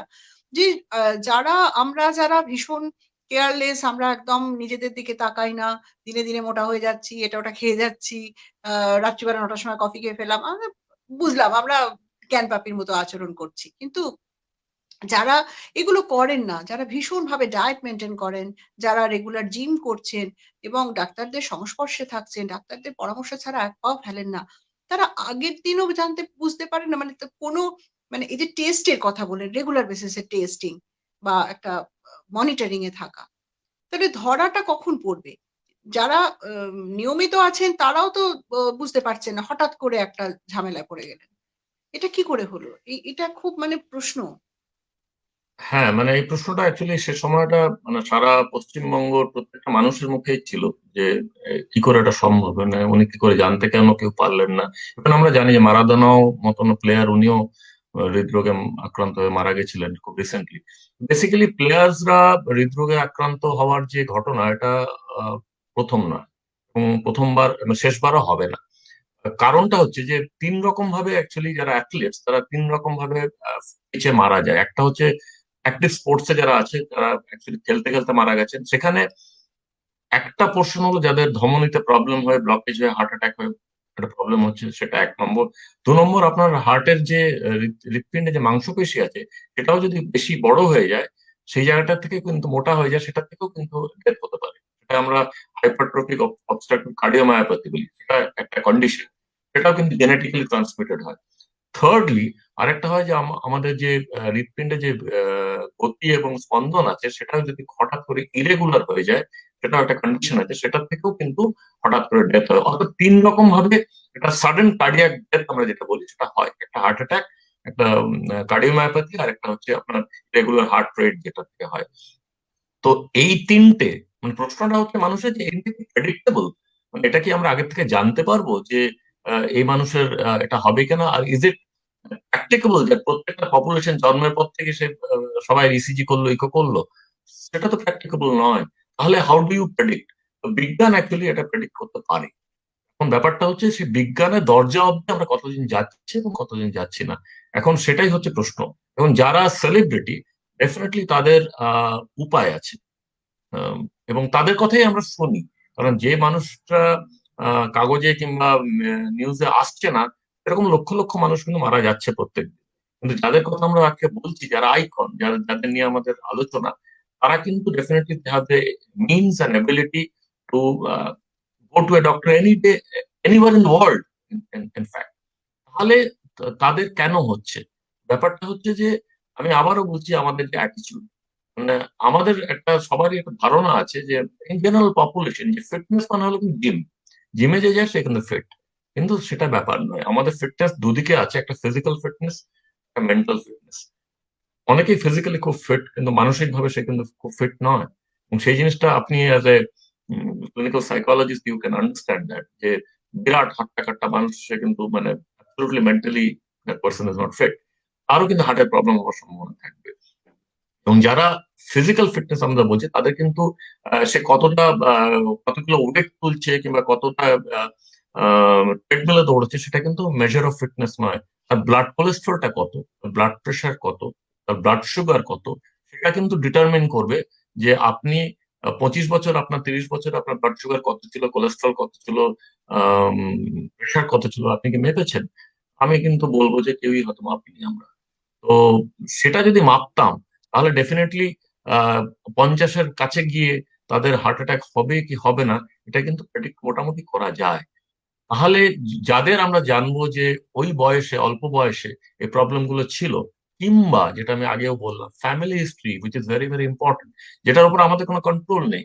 তো যদি কারোর জানি আমরা যে ফ্যামিলি হিস্ট্রি পজিটিভ ছিল, যদি আমরা জানি যে কারোর বাবা যখন উনি 48 49 ছিলেন তখন ওনার ফার্স্ট হার্ট অ্যাটাক হয়েছে, this a very good chance that তার ছেলেরও হার্ট অ্যাটাক কিংবা হার্টের প্রবলেম এটা হওয়ার সম্ভাবনা থাকবে। তো সেই জায়গাটা আমাদের মনে হয় definitely we have to take into consideration. তো আমার মনে হয় এই জিনিসগুলো আমাদের মাথায় রাখতে হবে। আচ্ছা, এই যে আপনি বললেন যে আগে দেখতাম আমরাও ছোটবেলায় দেখেছি একটা বয়সের পর হার্ট অ্যাটাকের একটা ভয় এবং একটা কথা খুব শুনতাম যে একটু দাদুস্থানীয় যারা ছিলেন, ৩ বার স্ট্রোক হয়ে যাওয়া মানে খুব বিপদ। মানে ১ম স্ট্রোকে কেউ ভাবতেই পারতেন না যে ১ম স্ট্রোকেই তিনি মারা গেছেন। মানে এরকম ঘটনাও কিন্তু তখন শুনতাম যে ৩ বার হয়ে গেছে, এইবার বোধহয় একটা ফেটাল কিছু ঘটতে পারে। তো এই যে এটা কেন বলা হতো যে বয়স্ক মানুষদের সম্পর্কে এরকম বলা হতো। আর এখন ৪০ এর মধ্যে যে বয়স যেটা সাডেন ডেথ মানে একদম একটাই হার্ট অ্যাটাক বা একটাই অ্যাটাক হচ্ছে এবং তখনই তিনি মারা যাচ্ছেন, ঘুমের মধ্যে চলে যাচ্ছেন। অল্প বয়সে এত বেশি মানে স্ট্রেসটা তো একটা ফ্যাক্টর আপনি বললেনই। লাইফস্টাইল এটা তো অবশ্যই এখন লাইফস্টাইল ডিজিজই হয়ে গেছে। তো এইটা কি কোনো বিশেষ ঋতুতে কি বাড়ে? বা কোনো বিশেষ ট্রিগার ফ্যাক্টর এ কি এটা আরো বেশি ত্বরান্বিত হয়? মানে কি? মানে হঠাৎ করে একটা সুস্থ মানুষ কিছুদিন আগে শুনেছিলাম ওটা অল্প বয়স্ক বোধহয় ২৫-৩০ এর বয়স। আ জিম করতে গিয়ে ট্রেডমিলে গিয়ে হঠাৎ হার্ট অ্যাটাক করে সঙ্গে মানে তার কোনো চিকিৎসার সুযোগই হয় না। এটা খুব আতঙ্কিত করে কিন্তু আমাদের। কারণ একটা যেকোনো অসুখকে যদি একটু সুযোগ দেওয়া হয়, মানে হসপিটালে নিয়ে যাওয়ার বা কিছু একটা করার, তাহলে একটা মানুষের একটা সান্ত্বনা হয়। কিন্তু এত অল্প বয়সে একটা মানুষ ঘুমোচ্ছিল, হঠাৎ একটা ম্যাসিভ অ্যাটাক, এই যে ম্যাসিভ অ্যাটাক শব্দটা ভীষণ শুনছি আজকাল। এটার কি কারণ? আর এত অল্প বয়সে? এটা খুব গুরুত্বপূর্ণ প্রশ্ন, কারণ মানুষের মনে একটা যেটা হয় যে যারা বেশি বয়স, তাদের যখন হার্ট অ্যাটাক হয় তারা কিন্তু সার্ভাইভ করে সেকেন্ড থার্ড ফোর্থ দিকে যাচ্ছে। কিন্তু যারা অল্প বয়স তারা একবারও সহ্য করতে পারছে না। এটা কিন্তু একটা সাইন্টিফিক রিজন আছে। কারণটা হচ্ছে যাদের বয়স বেশি তাদের হার্টের যে ন্যাচারাল বাইপাস অলরেডি হয়ে যাচ্ছে, ধীরে ধীরে ধীরে ধীরে ব্লকেজটা হয়, এবং ন্যাচারাল বাইপাস যখন হয় তখন যখন মেন আর্টারিটা বন্ধ হয়ে যায়, বাইপাসের যে আর্টারিজ গুলো সেগুলো দিয়ে তারা কিন্তু সার্ভাইভ করে যায়। হার্ট অ্যাটাক হয়, হার্টের মাংসপেশিতে হয়তো প্রবলেম হচ্ছে কিন্তু সার্ভাইভালটা হয়ে যায়। কিন্তু যত অল্প বয়সে হার্ট অ্যাটাক হবে তত কিন্তু আকস্মিক হবে এবং তার থেকে ডেথ রেটটা কিন্তু অনেক হাই হবে, বিকজ ওদের ওই কম্পেনসেটরি মেকানিজমটা তখনো তৈরি হয়নি। মানে ছোট ছোট যে আর্টারি গুলো আমাদের শরীরের মধ্যে আছে, হৃৎপিণ্ড আছে, সেগুলো আহ, ধীরে ধীরে ব্লকেজ হয়ে সেটাকে খুলে দেওয়ার যে ন্যাচারাল বাইপাস হওয়ার যে সময়টা, সেটা কিন্তু তখনো হয়নি। তো বেসিক্যালি মেন আর্টারিটা হঠাৎ বন্ধ হয়ে গেল, কোনো কোলাteral সাপ্লাই কিংবা যেগুলো সাইডের আর্টারি গুলো তখনো খোলেনি, হঠাৎ সাডেন ডেথ হয়ে যায়। তো বেসিক্যালি এই হার্ট অ্যাটাক হয়ে সাডেন কার্ডিয়াক ডেথটা কিন্তু অল্প বয়সে হার্ট অ্যাটাকের জন্য ইউজুয়ালি হয়। ম্যাসিভ হার্ট অ্যাটাক এই কারণেই বলা হয় যে বেসিক্যালি মৃত্যু হয় বলে। এখন হার্ট অ্যাটাক ম্যাসিভ কিংবা ছোট বলে কিছু নেই, heart attack is a heart attack. If you survive it তখন আমরা বলি এটা মাইনর হার্ট অ্যাটাক হলো, যদি মারা যায় তখন বলা হয় যে এটা বিরাট হার্ট অ্যাটাক হলো। কিন্তু অল্প বয়সে যদি হার্ট অ্যাটাক হয় তার মৃত্যুর সম্ভাবনাটা কিন্তু অনেক বেশি, এবং যত বয়স বাড়বে তখন হার্ট অ্যাটাকটা টলারেট করার সম্ভাবনাটা বেশি থাকবে। মানে ইমিডিয়েট ডেথ যেটা আমরা ভাবছি যে সকালে মানে ঘুম থেকে উঠলো না, এটা কিন্তু মেইনলি হবে ফর ইয়াং পিপল। সেটা ১ নম্বর। ২ নম্বরটা হচ্ছে আপনি জিজ্ঞেস করলেন ঋতুর কথা।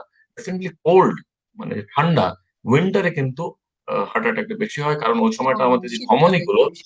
সেগুলো সেগুলো কিন্তু চেপে ধরে, সেই ধমনীগুলো তার মধ্যে যদি ব্লকেজ থাকে তাহলে আরো ওটাকে চেপে ধরে। তো বেসিক্যালি ব্লাড ফ্লোটা শীতকালে আরো কম এবং হতে থাকে। এটা ভোরবেলা সম্ভব হ্যাঁ, ভোরবেলা বোধহয় এটা এটা একটা সম্ভব হতো। কম্পেনসেট। হ্যাঁ, এটা কম্পেনসেটরি মেকানিজম। ভোরবেলার যে ঘটনাটা সেটা হয় বিকজ ভোরবেলা ওই সময়টা আমাদের অ্যাকচুয়ালি বডিটা তখন রিসেট হতে থাকে। আপনি যদি কম্পিউটার রিসেটের কথা ভাবেন কিংবা আম, আমাদের মোবাইল রিসেটের কথা ভাবেন, সেখানে কিন্তু ভোরবেলা সেটা হতে থাকে। সেই রিসেটের সময় আমাদের কিছু কিছু হরমোনস যেগুলো আছে সেগুলো কিন্তু সিক্রেশন হতে থাকে। তো সেইগুলো সেই সময় যদি হঠাৎ করে হার্ট অ্যাটাক হয়, তো সেখানে আমাদের হার্টের যে স্পন্দন গতি এগুলো হঠাৎ করে একটা এবড়ো খেবড়ো হয়ে সে সময় মৃত্যুটা হয়। যেন ভোরবেলা যে হার্ট অ্যাটাক গুলো হয় সেগুলোর প্রবলেম আছে। আচ্ছা। তাহলে এই যে হার্ট অ্যাটাক এর আগে কি কোনো লক্ষণ কিচ্ছু জানা যায় না? মানে চলতে ফিরতে হাঁপিয়ে যাওয়া বা কোনো সমস্যা একটুতে কথা বলতে গেলে আম আ হাঁপানি বোঝা বা অন্য কেউ বুঝতে পারা। এই কোনো আ কি আ মানে একটা কিছুই কি বোঝা যায় না? কোনো হিন্টই পাওয়া যায় না? খুব রেয়ারলি আপনি উইদাউট এনি উপসর্গ হার্ট অ্যাটাক হবে, খুব রেয়ার। এটা হয় না তা না, খুব রেয়ার। কিন্তু যে উপসর্গগুলো হচ্ছে এগুলো আপনি যদি if you don't take it into account, আপনার ধরুন বুকে একটা ব্যথা হচ্ছে, চাপ চাপ ব্যথা হচ্ছে, আপনি গ্যাসের ওষুধ খাচ্ছেন, পুদিনারা খাচ্ছেন, আপনি মনে হচ্ছে একটু মাসল পেন হচ্ছে, আপনার কখনোই মনে হবে না, মন ইচ্ছে করবে না ভাবতে যে এটা অ্যাকচুয়ালি হার্টের একটা প্রবলেম হচ্ছে বলে। কিন্তু সেই জায়গাটাই অ্যাকচুয়ালি অ্যাওয়ারনেসটা এবং স্মার্টনেসটা খুব ইম্পর্টেন্ট। আপনার যদি, আমি আবারও বলছি, 5-6টা রিস্ক ফ্যাক্টর আছে, সেগুলো যদি আপনার থাকে, আপনার যদি ফ্যামিলি হিস্ট্রি পজিটিভ হয়, সেখানে যখন আপনার সিমটমস হতে থাকে তখন কিন্তু আপনাকে ডেফিনেটলি গিয়ে একটা ইসিজি করাতে হবে। কারণ ভগবান এমন ভাবেই আমাদের শরীরটা তৈরি করেছে, আকস্মিক অ্যাকচুয়ালি অ্যাক্সিডেন্টস হয়, আকস্মিক কিন্তু কোনো ঘটনা ঘটে না। দুর্ঘটনা যেগুলো আমরা দেখছি সেগুলো হলো আমরা জিনিসটা, এক নম্বর হলো আমরা তো জিনিসটাকে অ্যাবিউজ করি, আমাদের শরীরটাকে করে করে একটা জায়গায় নিয়ে গিয়ে যখন শেষ হয়ে যায় তখন আমরা বলি যে হঠাৎ করে হলো, হঠাৎ করে হয় না। সেকেন্ডলি আপনি যেটা বললেন যে উপসর্গ, উপসর্গ প্রত্যেকটা জিনিসেরই হয়। আপনার হয়তো বুকে ব্যথা হলো না, হয়তো বুকে ব্যথা যেটা আমরা বলি, 30% মানুষের হয়তো বুকে ব্যথা নিয়ে হার্ট অ্যাটাক হয়, আর 70% মানুষের হয়তো বুকে ব্যথা হলোই না, তাদের হয়তো শ্বাসকষ্ট হলো। পার্টিকুলারলি মহিলাদের যখন হার্ট অ্যাটাক হয় তাদের বুকে ব্যথাও হয় না, শ্বাসকষ্ট হয়তো হবে না, তাদের যেটা হতে পারে একটা ফ্যাটিক, আনইউজুয়াল ফ্যাটিক হয়তো ধরুন 4-5 দিন ধরে হচ্ছে। আনইউজুয়াল ওয়ার্ডটা কিন্তু খুব ইম্পর্টেন্ট। আপনি যদি এখন ম্যারাথন দৌড়ে এসে বলেন যে আমার ফ্যাটিক হচ্ছে, that is not important. Important হলো আপনি নর্মালি আছেন, ঘুরে বেড়াচ্ছেন, বাড়ির মধ্যে আছেন, কিন্তু একটা ফ্যাটিক লাগছে, তার মধ্যে আপনার কিছু রিস্ক ফ্যাক্টর আছে, মাঝে মাঝে ঘাম হচ্ছে যেখানে প্রয়োজন নেই ঘাম হওয়ার, সেই জায়গাগুলোকে আপনাকে কিন্তু খেয়াল রাখতে হবে। অনেক সময় যেটা হচ্ছে চোয়ালে ব্যথা হয়, সেখানে গিয়ে মানুষকে দাঁতও তুলে ফেলে, অথচ ওটা হার্ট অ্যাটাক ছিল। তো চোয়ালে ব্যথা হওয়া, পিঠের শিরদাঁড়ায় ব্যথা হওয়া, হাতে ব্যথা হওয়া, সেটা হয়তো অনেকে ভাবে স্পন্ডিলাইটিস থেকে হচ্ছে, সে গরম সেক নিচ্ছে, ভলিনি লাগাচ্ছে।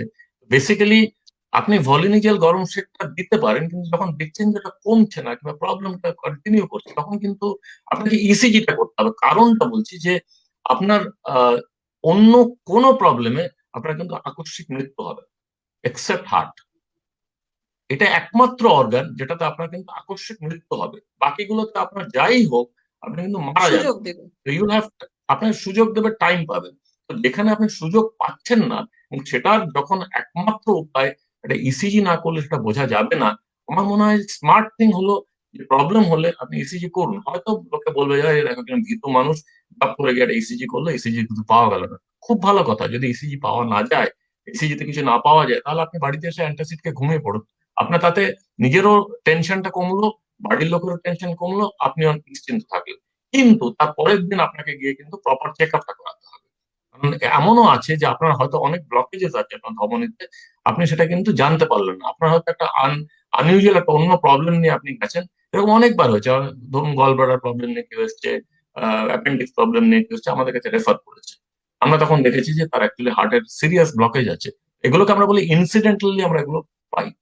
আপনার যদি কখনো এরকম সিমটমস হয়, যেটা অন্য কোনো সিমটমস, কিন্তু আপনার অনেকগুলো রিস্ক ফ্যাক্টর আছে, আপনি হাসপাতালে যাচ্ছেন, it's good to have a check up.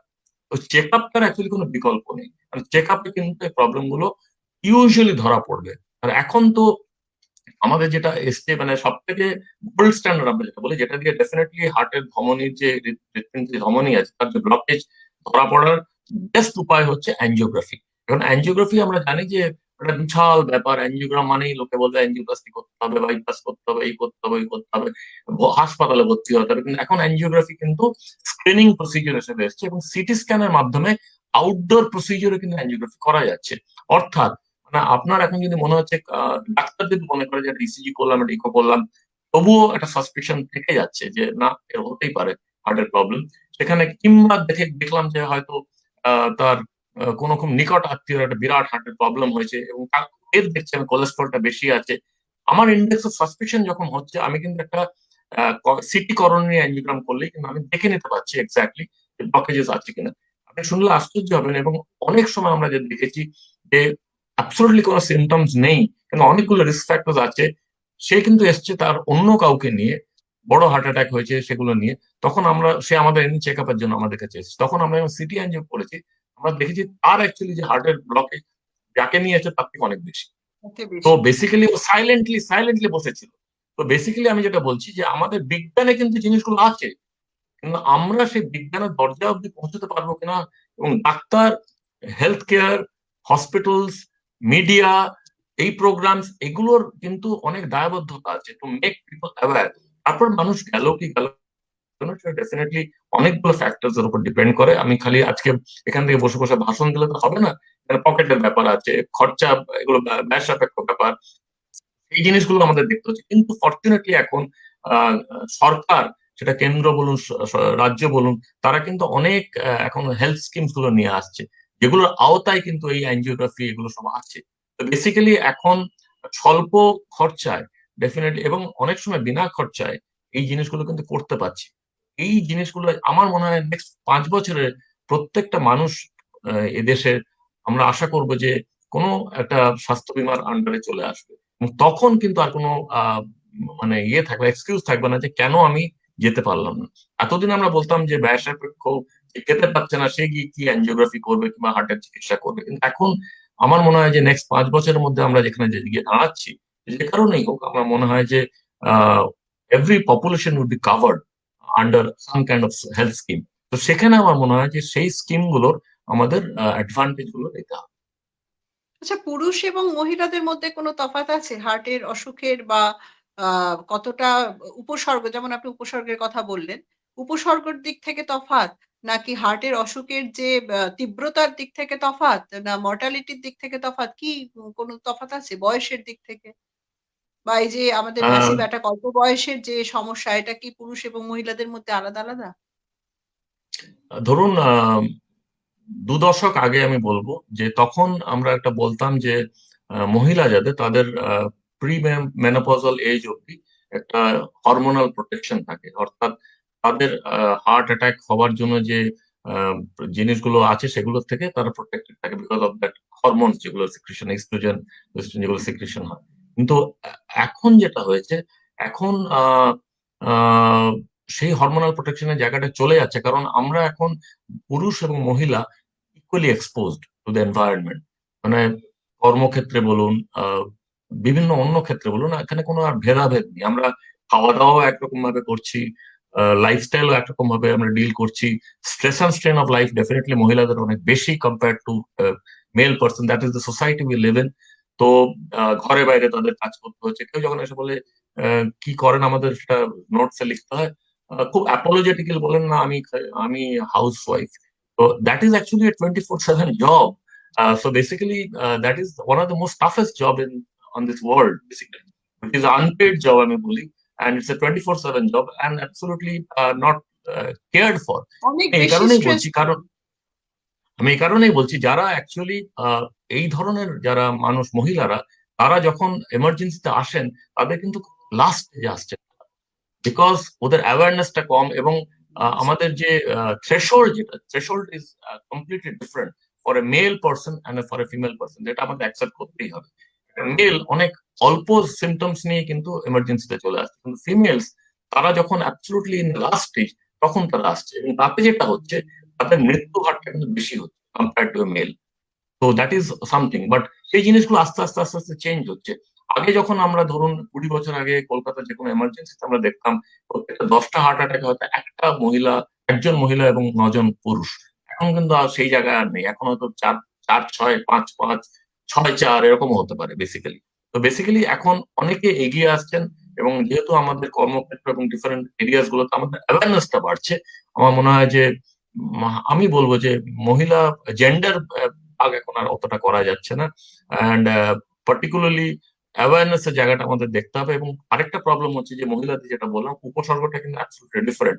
ওদের যে ফেটিকটা, এটাই কিন্তু একটা বিরাট, আমরা দেখছি যে একটা উপসর্গ, যেটা আমরা কখনোই ভাবতে পারি না যে এটা থেকে একটা হার্ট অ্যাটাক হতে পারে। যাদের বুকে ব্যথা হচ্ছে না, তাদের আমরা বলবো যে তাদের হার্টের প্রবলেম নেই, সেটা কিন্তু ঠিক না।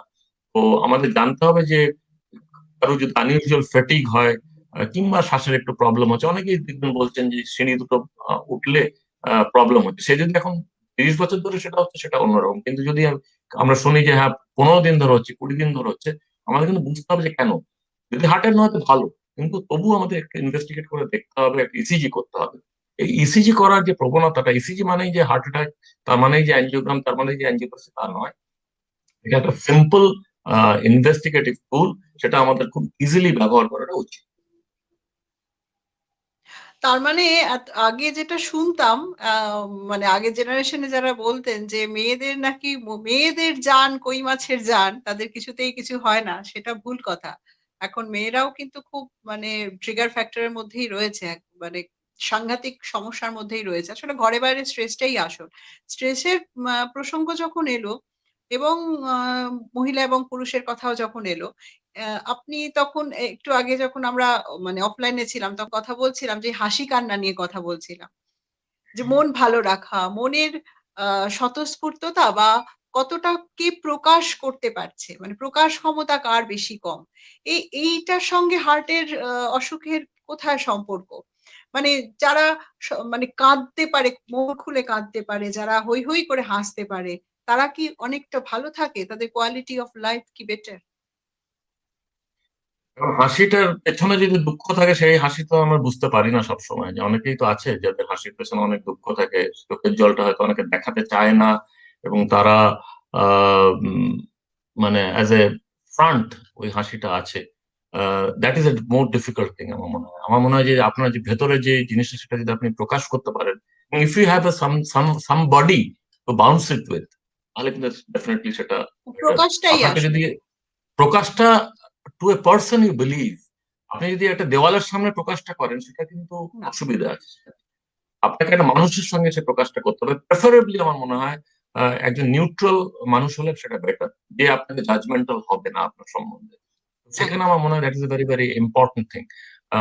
তো আমার মনে হয় যে if you can smile, if you can love, smile না, if you can love actually, and if you can love heartily, আমরা হার্টি লাভ বলি আর কি। তো হৃদয়ের ভেতর থেকে যে লাভ, হাসিটা আসে, সেটা যদি করতে পারেন, if you can find humour, আমার মনে হয় you are in much better position. তো যেটা আমি বলার চেষ্টা করছি যে স্ট্রেসটা আনফরচুনেটলি এটা একটা মেজারেবল প্যারামিটার নয়। আমরা যেমন সুগার মাপছি, ব্লাড প্রেশার মাপছি, কোলেস্ট্রল মাপছি, কিন্তু স্ট্রেসটা কিন্তু আমরা মাপতে পারছি না। স্ট্রেসটা আমরা এমনই একটা জিনিস, সেটা আমাদের পারসিভ করতে হয় যে আমি স্ট্রেস, এভরিবডি স্ট্রেস। পৃথিবীতে এমন কেউ নেই যে স্ট্রেস নয়। আমাকে একজন বলেছিল, "দেখো, এমন কেউ আছেন যে যে স্ট্রেস নয়?" আমি বললাম যে only person is not stressed is a dead person, otherwise everybody stress. এখন ব্যাপারটা হচ্ছে হাউ ইউ হ্যান্ডেল স্ট্রেস। আপনি স্ট্রেসটা কিভাবে কোপ করছেন। আমাদের দৈনন্দিন জীবনের যে স্ট্রেসটা, চিন্তা নয়, স্ট্রেসটা ভাবনা নয়, it is a combination of জগা খিচুড়ি ব্যাপার স্ট্রেস।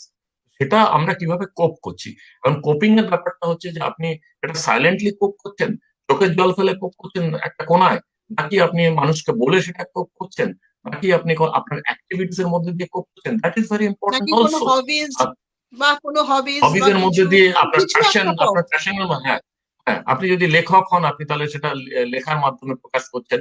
আমরা তো জানি যে রবীন্দ্রনাথ ওনার সারা জীবনে যে কত দুঃখ, কত কষ্ট, but he lived up to the age of 80। উনি কিন্তু লিখতেন, ওনার যে প্রকাশটা সেটা কিন্তু ওনার কাজের মাধ্যমে উনি খুব এফেক্টিভলি করে গেছেন, যেটা উনি আমাদের পাস করে আরো। দিতেন। মানে উনার স্ট্রেসটা উনি পাস করে দিতেন। দুঃখটা পাস করে দিতেন সবসময়। এবং সেটা যে একটা এবিলিটি, সেই সেই একটা সাংঘাতিক এবিলিটি। আমার মনে হয় ওনার, মানে এই যে এক্সাম্পলটা আমরা নিই, ওনার এই ব্যাপারটাও কিন্তু একটা খুব শিক্ষণীয় ব্যাপার ছিল, যেটা আমাদের মানুষের কাছে রাখা উচিত, that he lived up to age of 80। যদিও বিবেকানন্দ এবং আরো কিছু কিছু মহাপুরুষ, যারা ওরা বেশি বয়স অব্দি বাঁচতে পারেননি, কিন্তু রবীন্দ্রনাথ ইজ অ্যান এক্সাম্পল, যে এত দুঃখ, এত কষ্ট, এত কিছুর মধ্যেও কিন্তু হি কুড ডেলিভার। এবং অনেকেই বলে যে লিটারেচার, গান, কবিতা, এগুলো বোধহয় বেস্ট ডেলিভারি হয় প্যাথস কম্পেয়ার টু আনন্দ আর কি। তো সেটা আমি ঠিক বলতে পারছি না, কিন্তু আমার মনে হয় যে আপনার expression of your grief and ability to handle stress is, I think, the key to heart problem. মানে আপনি যদি সেটা করতে পারেন effectively, definitely you'll be winning. তো আহ, সেখানে আমার মনে হয় যে আপনাদের মতন যারা সাইকোলজিস্ট আছেন, হার্ট কেয়ার টিমে কিন্তু এখন আমাদের তাদের জায়গা করা হচ্ছে। আগে হার্ট কেয়ার টিমে একজন কার্ডিওলজিস্ট থাকতেন এবং সে যা বলতো তাই হতো। এখন heart care team completely different হয়ে গেছে। হার্ট কেয়ার টিমে এখন cardiology is a part, cardiologist যে সে একটা পার্ট, তার সঙ্গে একজন ডায়েটিশিয়ান আছে।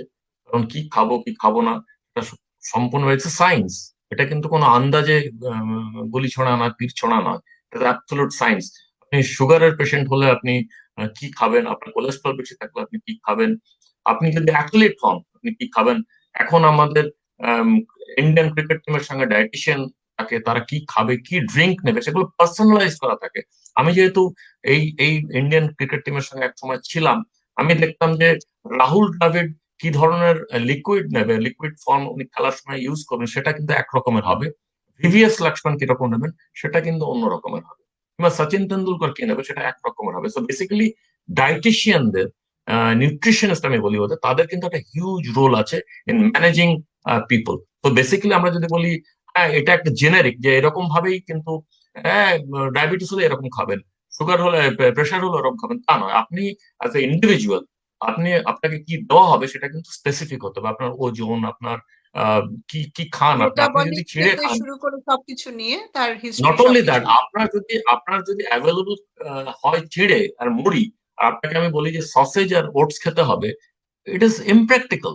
তো বেসিক্যালি আপনাকে প্র্যাকটিক্যালিটিটাও দেখতে হবে। তো বেসিক্যালি সেই জন্য আমি বলছি যে জেনারিক কিছু ইয়ে হয় না, মানে ডায়েট হয় না। Diet is a specific thing. এটা যাচ্ছে একজন ডায়েটিশিয়ানের রোল। তারপরে আসছে আমাদের ফিজিওথেরাপিস্ট, তারও একটা ওখানে হার্ট কেয়ার টিমে একটা রোল আছে। তো তার রোলটা হচ্ছে যে কি রকমের ব্যায়াম করবে এবং কে কিরকম কোন বয়সে, তার কি কি ফিজিক্যাল প্রবলেম আছে, সেটাও কিন্তু খুব স্পেসিফিক। আপনি জেনারিক বলতে পারবেন না যে হাত পা ছুঁড়ুন আপনি, তাতে আপনার ব্যায়াম হয়ে যাবে।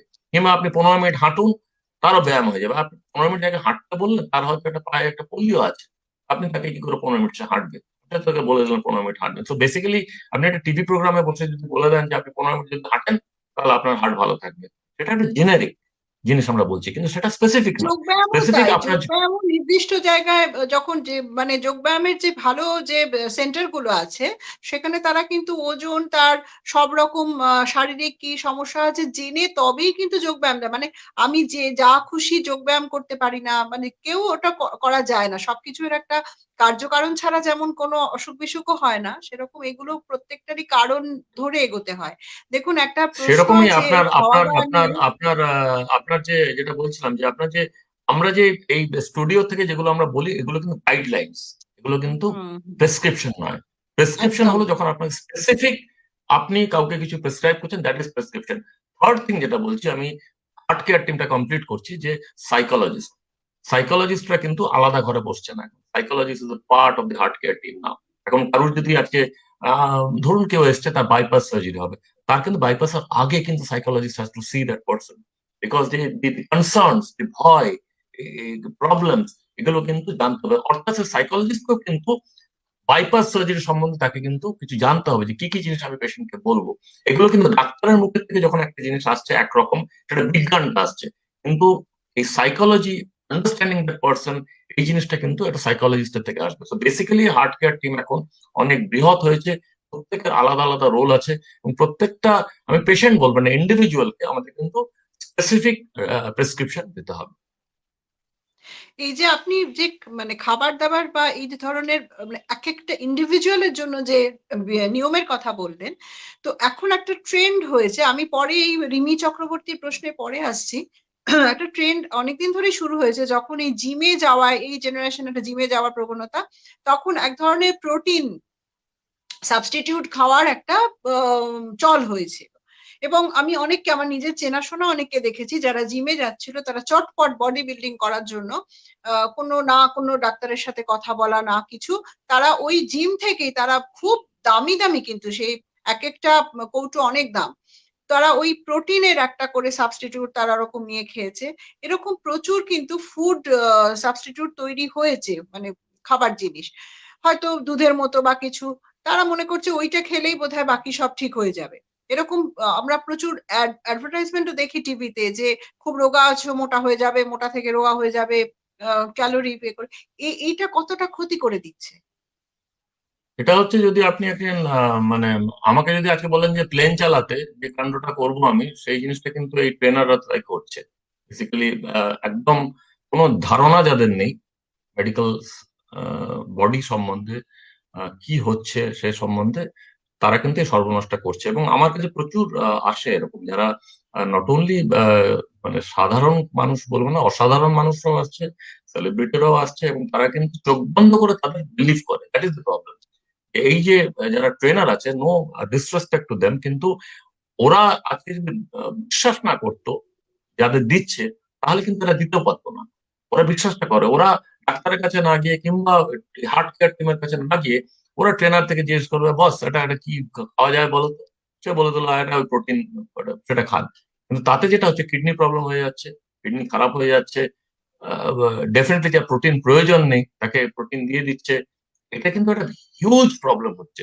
এবং অনেকেই আমরা দেখছি নট অনলি দ্যাট, এমন কিছু সাপ্লিমেন্টস দিচ্ছে যেগুলো অ্যাকচুয়ালি আয়ুর্বেদিক কি কি ভগবান জানে কি কি দেয়, সেগুলো নাকি খেলে সাংঘাতিক তাদের ভাইটালিটি বাড়বে, এ বাড়বে ও বাড়বে। তাতে টক্সিসিটি হয়ে কোমাটোস অবস্থাতেও মানুষরা, ইয়াং বাচ্চাগুলো এসে ভর্তি হয়েছে। এবং আমি সঙ্গে সঙ্গে কিন্তু জিমটা ধরি, আমি জিমে যাইও, ট্রেনার আছে, আনসার ইজ ইয়েস। সেখান থেকে কিন্তু ট্রেস করে ওটা পাওয়া যায়। নট ফর এভরিবডি, কিন্তু আমি বলছি যে যারা ট্রেনার তাদের কাজটাই হলো কিন্তু ওয়েটস, তাদের কাজই হলো এক্সারসাইজ, তার বিয়ন্ডে তারা যেন না যায়। আমার মনে হয় যে যদি মনে হয় যে কেউ যদি বলে যে মাসল বিল্ড করতে হবে, তাকে ডেফিনেটলি তার প্রেসক্রিপশন, এটা তো একটা আপনাকে, আপনি তো একটা প্রেসক্রিপশন করছেন, সেই জায়গাটা ও কি করে করতে পারে।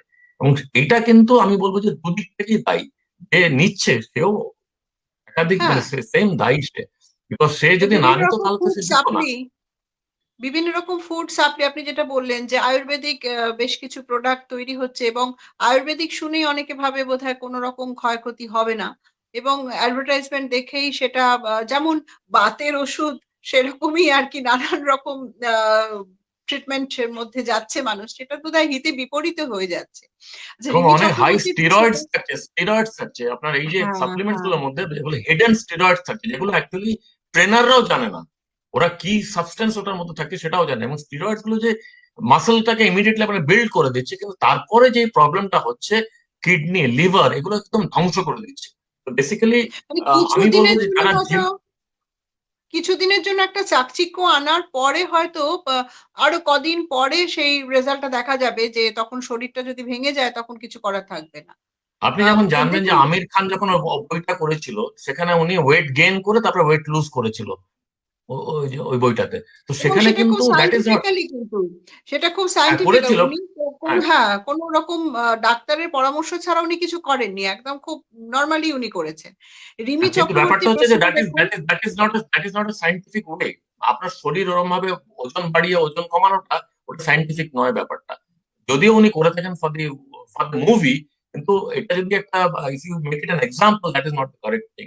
হ্যাঁ, আপনি রিমি চক্রবর্তী, যে আমি ওটা পড়ছি, গাঁজা মাদক দ্রব্য যে অন্যতম প্রধান কারণ কম বয়সীদের হৃদরোগের মৃত্যুর, ডেফিনেটলি ইটস এ আচ্ছা, ভেরি ইম্পর্টেন্ট গাঁজা সম্পর্কে, কোয়েশ্চেন। গাঁজা যারা মানে পছন্দ করে তাদের আমি কয়েকজনের কাছে শুনেছি যে গাঁজাতে নাকি ভীষণ উপকার, গাঁজা খেলে নাকি কিছু হয় না।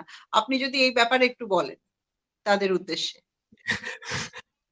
গাঁজা খেলে কিছু হয় না কি করে বলে? গাঁজা খেলেই তো হয়, গাঁজা খেলেই তো অ্যাকচুয়ালি ইউ গেট হাই। তো সেটাতে তো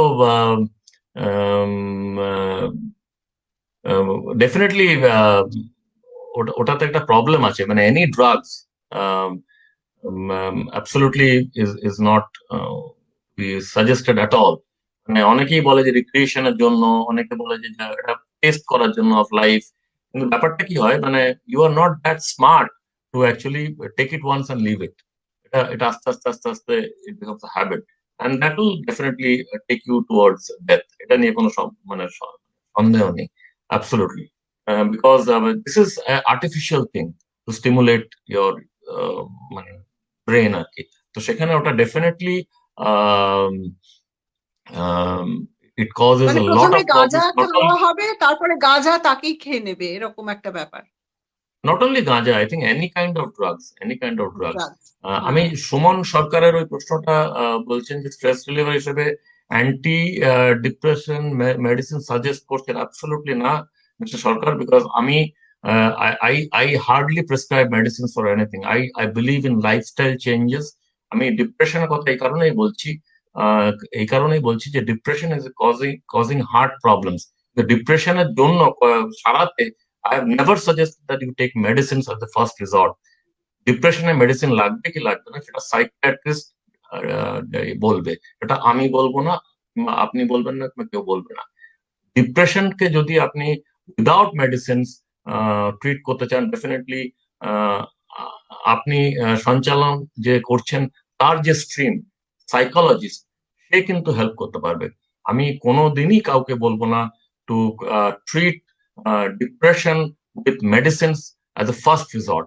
আই থিঙ্ক দ্যাট ডিসিশন যে মেডিসিনস লাগবে কি লাগবে না, সেই ডিসিশনটা সম্পূর্ণ একজন সাইকিয়াট্রিস্টের ডিসিশন, নট অফ এনিবডি। এবং কোন সাইকিয়াট্রিস্ট যদি এই ওষুধ দেন, এটা আমাকেও প্রচুর প্রশ্নের সম্মুখীন হতে হয় বলে আমি বলছি। কখনো অন্য কাউকে অন্য কারোর সাথে কথা বলে বা নিজে ভেবে, ভেবে সেই ওষুধ বন্ধ করা উচিত না। একমাত্র তার সাথে পরামর্শ করেই সেই ওষুধ বন্ধ করা উচিত। বা অনেক সময় অনেক সাইকিয়াট্রিস্ট প্রচুর ওষুধ দেন। তার হয়তো কিছু সাইড ইফেক্ট এ তাদের অসুবিধা হতে পারে। তো সাইড ইফেক্ট হলেও সেই ডাক্তারকেই জানানো উচিত এবং তার সাথে আলোচনা করেই এই আ ওষুধ বন্ধ যদি করতে হয় তো তিনিই ঠিক করে দেবেন। এটা যার তার সাথে আলোচনা করে বা আমার মতো যারা ডাক্তার নন, যারা শুধু কনসালট্যান্ট তাদের সাথেও আলোচনা করে কিন্তু এগুলো করা উচিত না।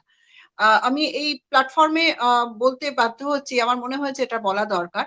অনেকেই আছেন এই ধরনের পেশায় যারা আ কনসালটেন্সি করেন, যারা কাউন্সিলর, ডাক্তার নন। তারা কিন্তু এভাবে ওষুধ বন্ধ অনেকে করেন, অনেক রকমের সাজেস্ট করেন। আমি এখানে এই প্ল্যাটফর্মে ছাড়া আর কোথায় বলব? এটা আমার মনে হয়েছে বলাটা দরকার।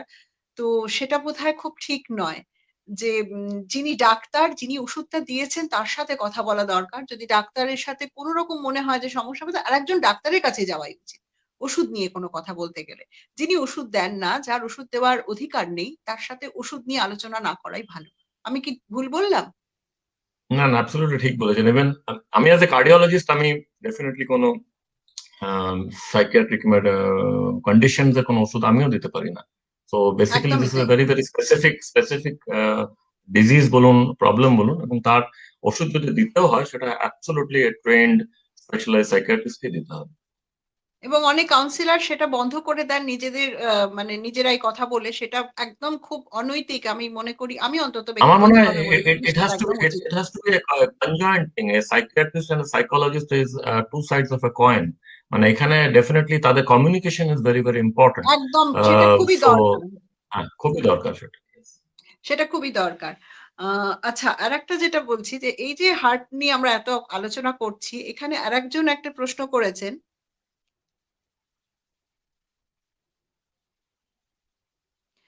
যারা সবসময় কাজ করতে পারে না, এনার একটা প্রশ্ন আমি একটা করে প্রশ্ন আমি দেখাচ্ছি। উনি শরীরচর্চা হাঁটাহাঁটি না করেও খাদ্যাভ্যাসের মধ্যে দিয়ে কি করে হার্ট ঠিক রাখা যায়? এটা কিছু আলোচনা আমরা করেছি। আ খাদ্যাভ্যাসের কথা আমরা বলেছি। রিমি চক্রবর্তীর আরেকটি প্রশ্ন আছে, স্কুল খুলবে করছে। কি, কি উপায়ে সুরক্ষিত থাকা যায় ছাত্রছাত্রীদের সুরক্ষিত? আমরা কিন্তু এই প্রসঙ্গে আসছি এই ভ্যাকসিন বিষয়ে যখন আমরা আলোচনা করব নিশ্চয়ই এই প্রশ্নটা আসবে। হ্যাঁ, সত্যি কি স্কুল কবে খুলবে আমরা তো সত্যি জানি না। মানে সবাই ওয়েট করছে কবে স্কুল খুলবে। Online classes I think people have had their মানে ফুল আর কি, আর পারছে না অনলাইন ক্লাসের ব্যাপারটা। কিন্তু আমার মনে হয় স্কুল খোলার যে পলিসিটা সেটা ওয়েস্টার্ন কান্ট্রিজে অলরেডি ওরা একবার শুরু করেছিল। ইউকেতে পার্টিকুলারলি আমি জানি সেটা ওরা আরম্ভ করেছিল, কিন্তু আনফর্চুনেটলি সেকেন্ড ওয়েভ অফ যে করোনা ভাইরাসটা এলো, মিউটেন্ট ভাইরাস, তার জন্য কমপ্লিট লকডাউন ওদের আবার ফিরে যেতে হয়েছে। Not only UK, parts of Europe আবার ওদের ব্যাক টু দের লকডাউন হয়েছে। ইভেন চায়নাও তো আমরা শুনছি আবার ওরা লকডাউনে ফিরে যাচ্ছে। So basically it's a scary thing. তো এখন এখানে কবে স্কুল আবার আহ, উম, খুলবে সেটা আমার মনে হয় টোটালি এই ডিসিশনটা সরকারের উপর ছেড়ে দিতে হবে, এবং ওরা সবকিছু বুঝে তারপরে মেডিকেল ফ্র্যাটার্নিটি আছে তাদের সঙ্গে কথা বলে, লজিস্টিক্স গুলো যারা আছে, এডুকেশনালিস্ট যারা আছে তাদের সঙ্গে কথা বলে, because you have to understand vaccine যেগুলো আমরা দিচ্ছি সেটা কিন্তু not for children below 18 years of age. 18 বছর নিচে বাচ্চাদের ভ্যাকসিন দেওয়া হচ্ছে না। কারণটা হচ্ছে যে যে ট্রায়ালস গুলো এতদিন হয়েছে সেইগুলোর কিন্তু ডেটা, কিংবা সে ট্রায়ালস এ যারা পার্টিসিপেন্টস তারা সবাই কিন্তু 18-র উপরে ছিল। আমাদের কাছে কোনো ডেটা অ্যাবসলিউট অ্যাভেলেবল না যেটাতে আমরা জানি যে 18 বছরের নিচে ভ্যাকসিন দিলে কার কিরকম প্রবলেম হবে কিংবা হবে না। সেই জন্যই, যেহেতু 18 বিলোতে ভ্যাকসিন নেই এখন, সেই জন্যই আমরা ডেফিনেটলি স্কুল খোলার ব্যাপারটা নিয়ে খুবই ধীরে ধীরে করব, and with of lot of kind of suggestions from the appropriate authorities নিয়ে তখনই আমাদের করতে হবে। আচ্ছা এই যে ও স্কুল খোলার কথা বলল, স্কুল খোলা তো এখন এক্ষুনি তো আমরা কেউ জানিও না। কোন সরকারি সূত্রে আমরা কিছু খবরও পাইনি। কিন্তু এই মুহূর্তে বাকি সবকিছু স্কুল ছাড়া বাকি সবকিছুই খুলে গেছে।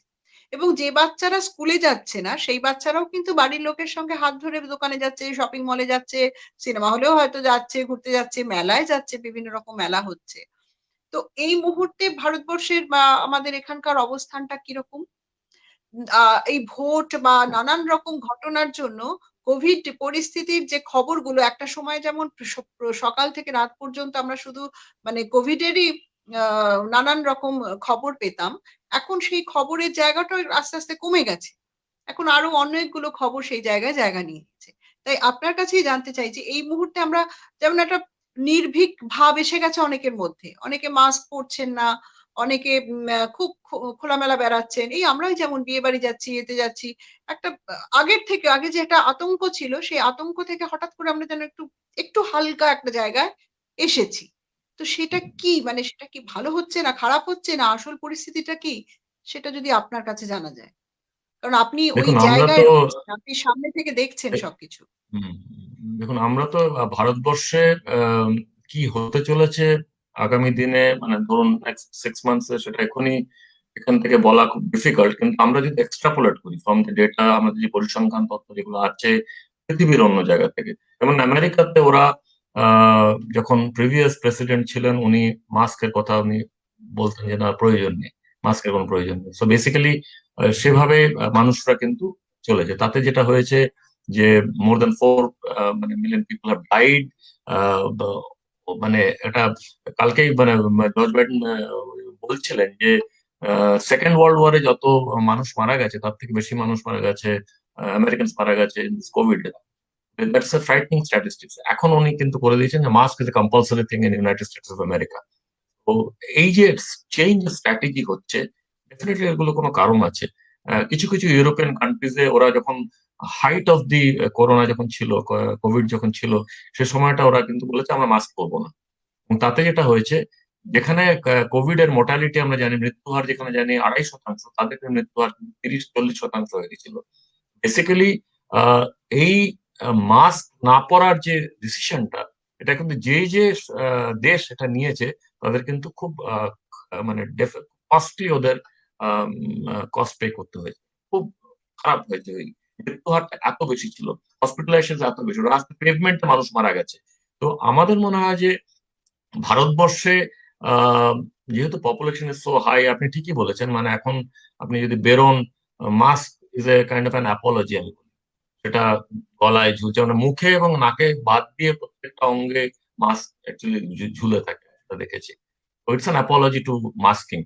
তো হাত ধোয়ার যে ব্যাপারটা, সেটা কেউ হয়তো এখন আর করে না। আমরা ইভেন ইনস্টিটিউশন গুলোতেও দেখি, যেগুলো যে হসপিটালস গুলো আছে, যে লেভেল অফ সতর্কতা আমরা তখন রেখেছিলাম লকডাউনের সময় এবং পরবর্তীকালে, সে জায়গাতে আস্তে আস্তে আমরা নামছি। এটা আমরা ধরে নিচ্ছি যে আমাদের একটা স্টেজেস অফ করোনা, যেটা কোভিড-19 আক্রান্ত হওয়ার যে ব্যাপারটা, সেটা কমেছে ডেফিনেটলি। পরিসংখ্যান তাই বলছে। যেটা প্রায় 1 লক্ষর কাছে পার ডে চলে গেছিল, সেটা এখন 14-15 হাজারে এসে ঠেকেছে। ভ্যাকসিন এখন অ্যাভেলেবল হয়েছে। 16ই জানুয়ারি থেকে আমাদের প্রথম ভ্যাকসিন ভারতবর্ষে দেওয়া শুরু করেছে। একটা কোভিশিল্ড আর একটা কোভ্যাক্সিন। কোভ্যাক্সিনটা যেটা, সেটা স্টেজ 3 ট্রায়ালে আছে, এবং এটা সেন্ট্রাল গভর্নমেন্ট হাসপাতালগুলোতে, রেলওয়ে হাসপাতালগুলোতে সেই ওরা নিচ্ছে, এবং ফেজ 3 ট্রায়ালে আছে। এবং কোভিশিল্ড যেটা, সেটা ফেজ 3 ট্রায়াল ক্রস করে, যেটা অক্সফোর্ড ভ্যাকসিন আমরা বলি, কিংবা অ্যাস্ট্রাজেনেকার ভ্যাকসিন, সেটা সিরাম ইনস্টিটিউট অফ পুনেতে সেটা ম্যানুফ্যাকচারিং হচ্ছে এবং সেটা অ্যাভেলেবল হচ্ছে। এবং 16ই জানুয়ারি থেকে আমাদের সেই ভ্যাকসিন গুলো শুরু হয়েছে। First phase for the health care workers. তারপরে যারা ফ্রন্ট লাইনে যারা আছেন, পুলিশ, তারপরে যারা সাফাই কর্মী, তারপর যারা পাবলিক লাইফে যারা ডিলিং করছেন তারা, তারপর যাদের 50 ঊর্ধ্বে যারা আছেন তারা, তারপরে যাদের কোমরবিডিটিস আছে তারা। তো বেসিক্যালি 30 কোটি মানুষকে এই ভ্যাকসিনটা দেওয়ার একটা পরিকল্পনা বাই জুলাই আর অগস্ট, এটা বলা হচ্ছে। আমাদের প্রায় 3,000-এর ওপর সেন্টার, ভ্যাকসিন সেন্টার ইন্ডিয়াতে খোলা হয়েছে, যেখানে দিনে 100টা করে, মিনিমাম 100টা করে ভ্যাকসিন দেওয়া হবে। তো তাতে যেটা দাঁড়াচ্ছে যে পার ডে 3 লক্ষ, অ্যাবাউট 3 লক্ষ ভ্যাকসিন দেওয়া যেতে পারে। কিন্তু 6 দিন আজকে হয়েছে ভ্যাকসিনের দিন, তাতে আমাদের 18 লক্ষ হওয়ার কথা, কিন্তু আজকে আমরা পরিসংখ্যানটা পেয়েছি, সেখানে 10 লক্ষ মানুষকে ভ্যাকসিন দেওয়া হয়েছে। তার মানে এই 8 লক্ষ মানুষ কি হলো? তারা কেন ভ্যাকসিন পেল না? এখানেই কিন্তু the real story is there. এটাকেই বলা হচ্ছে ভ্যাকসিন রিলাক্টেন্স। ভ্যাকসিন আমরা নিচ্ছি না, এবার কি কারণে নিচ্ছি না সেটা কিন্তু একটা বিরাট আহ, কারণ আছে। মানে সবাই বলছে, অনেকেই বলছে, যারা মেডিকেল প্রফেশনাল যেহেতু তাদের দেওয়া আছে তারাই বলছে, যে হেলথ ওয়ার্কার্সরাই বলছে যে কিছুদিন যাক তারপরে নেবো। লজিস্টিক্স কিছু কিছু প্রবলেমস হচ্ছে, কিন্তু আমাদের মানুষের মধ্যে একটা চিন্তাধারার একটা প্রবলেম আছে। আজকে আমি যদি ডাক্তার হিসেবে আমি যদি আজকে ভ্যাকসিন না নিই, আমি আজকে সোসাইটির, সমাজের আরো 1,000 1 লক্ষ মানুষকে বোঝাতে পারবো না যে ভ্যাকসিনটা নেওয়ার প্রয়োজন আছে। You have to lead by example. সেই জন্যই অনেকে হয়তো দেখছেন যে আমরা ভ্যাকসিন নিয়ে বড় বড় করে ফেসবুকে ভিক্টি সাইন দিয়ে হেসে ছবিগুলো দিচ্ছি। That is little inappropriate. আমি এই কারণেই বলবো যে আমরা ইউজুয়ালি যখন এইসব মেডিকেল জিনিসগুলো করি এগুলো ফেসবুক আমরা দিই না, কিন্তু এই পার্টিকুলার ক্ষেত্রে আমরা এটা দিতে আমাদের হচ্ছে, কারণ আমার মনে হয় যে মানুষ যখন দেখছে যে এই ডাক্তাররা ভ্যাকসিন নিচ্ছে এবং তারা লাইফ অ্যান্ড সাইড এফেক্টস হয়তো কম আছে কিংবা নেই কিংবা একদমই নেই, তারা কিন্তু তাহলে একটু সাহসটা পাচ্ছে। এটা নয় যে এখনই ওরা সবাই ভ্যাকসিনেটেড হবে, কিন্তু ডেফিনেটলি ওরা যখন দেখবে যারা ফ্রন্ট লাইনে আছে তারা ভ্যাকসিন নিচ্ছেন এবং তারা ভালো আছেন, that will give them A encouragement. কিন্তু দেখুন, তথ্য, পরিসংখ্যান এগুলো তো বই খাতাতে লেখা আছে, কিন্তু আমরা হলাম লিভিং পিপল। আমাদের, আপনি আমাকে চেনেন, আমি, আপনি জানেন যে আমি ভ্যাকসিন নিয়েছি, তারপরে আপনি আমাকে ফোন করে জিজ্ঞেস করছেন আপনি কেমন আছেন। এরকম ফোন কল প্রচুর আমি রোববার পেলাম। শনিবার ভ্যাকসিন নিয়েছিলাম 16 তারিখ, 17 তারিখ আমার বোধ হয় 250-300 এরকম ফোন কল এসছে, যে সবাই জিজ্ঞেস করছে আপনি কেমন আছেন। ভালো লেগেছে যে সবাই আমাকে হঠাৎ করে এরকম জিজ্ঞেস করছেন যে কেমন আছি আমি ভ্যাকসিন নেওয়ার পর। কিন্তু এটাও আমরা সবাই জানি যে ডেফিনেটলি লোকটা বেঁচে আছে তো, তাহলে আমরা ভ্যাকসিনটা সেফ তো। এই যে সেফটি এফিকাসির যে ডেটাটা কি জানেন তো, আপনার যে সব থেকে পরিচিত মানুষ, সেই কিন্তু আপনার বেস্ট এক্সাম্পল। সে যদি, তার যদি প্রবলেম হয় তাহলে কিন্তু ইউ উইল গো ব্যাক, আপনি নেবেন না। সে যত আপনার পরিসংখ্যান দিন, যত তথ্য দিন, যাই দিন, ইউ উইল গেট স্কেয়ার্ড। আপনার পরিচিত মানুষ যদি ভালো থাকে, তারপরে যদি তথ্য একরকম বলে, then you are kind of thinking আমি নেবো কি নেবো না। বেসিক্যালি হেলথ কেয়ার ওয়ার্কার্সদের দেওয়ার যে পরিকল্পনাটা, it was based from the reason যে যেহেতু আমরা ফ্রন্ট লাইনে আছি এবং যেহেতু আমাদের পেশেন্টস এর সঙ্গে ডিল করতে হচ্ছে, এবং এটাও দেখা যাচ্ছে হেলথ কেয়ার ওয়ার্কারদের মর্টালিটি, মৃত্যু হার was very high compare to the normal population. এই জন্য ওদের অ্যাকচুয়ালি ফ্রন্ট লাইনে রাখা হয়েছে, এবং ডেফিনেটলি আমার মনে হয় যে we should lead by example. এবং আমরা আহ, প্রত্যেকটা হাসপাতালে যারা হেলথ কেয়ার ওয়ার্কার্স সবাই নিচ্ছে, এবং আমার যে পার্সোনাল এক্সপিরিয়েন্স যেটা আমি বলছি যে সেরকম কোনো প্রবলেম হয়নি। হয়তো একটু ব্যথা হবে, সেটা তো স্বাভাবিক। এবং ভ্যাকসিন নেওয়ার পর সাইড এফেক্ট যেটা বলছে, আমি কিন্তু সেটা বলছি সাইড এফেক্ট না, ইটস এফেক্ট। সাইড এফেক্ট হলো যে সাংঘাতিক জ্বর হচ্ছে, আপনার কনভালশন হচ্ছে, সেখান থেকে হসপিটালাইজেশন হচ্ছে, that is a side effect. কিন্তু আপনার যদি একটু গা হাতে ব্যথা, একটু জ্বর হয়, সেটা আমরা জানি যে বাচ্চাদের টিকার পরে সেটা হয়।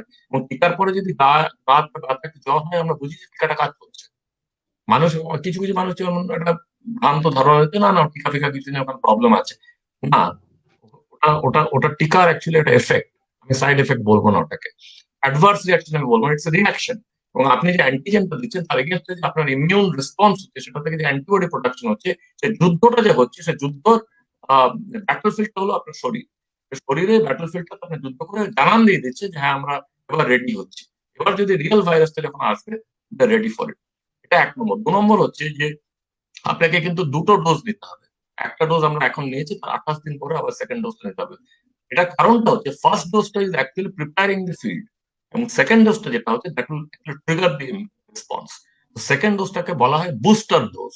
এটা আপনারা নিশ্চয়ই জানেন, যেমন বাচ্চাদেরও টিকাতে আমরা ছোট বুস্টার ডোজের বাচ্চাদেরও কথাটা দেওয়া জানি। হয়। হ্যাঁ, বুস্টার ডোজটা হচ্ছে অ্যাকচুয়ালি দ্য রিয়েল ওয়ান।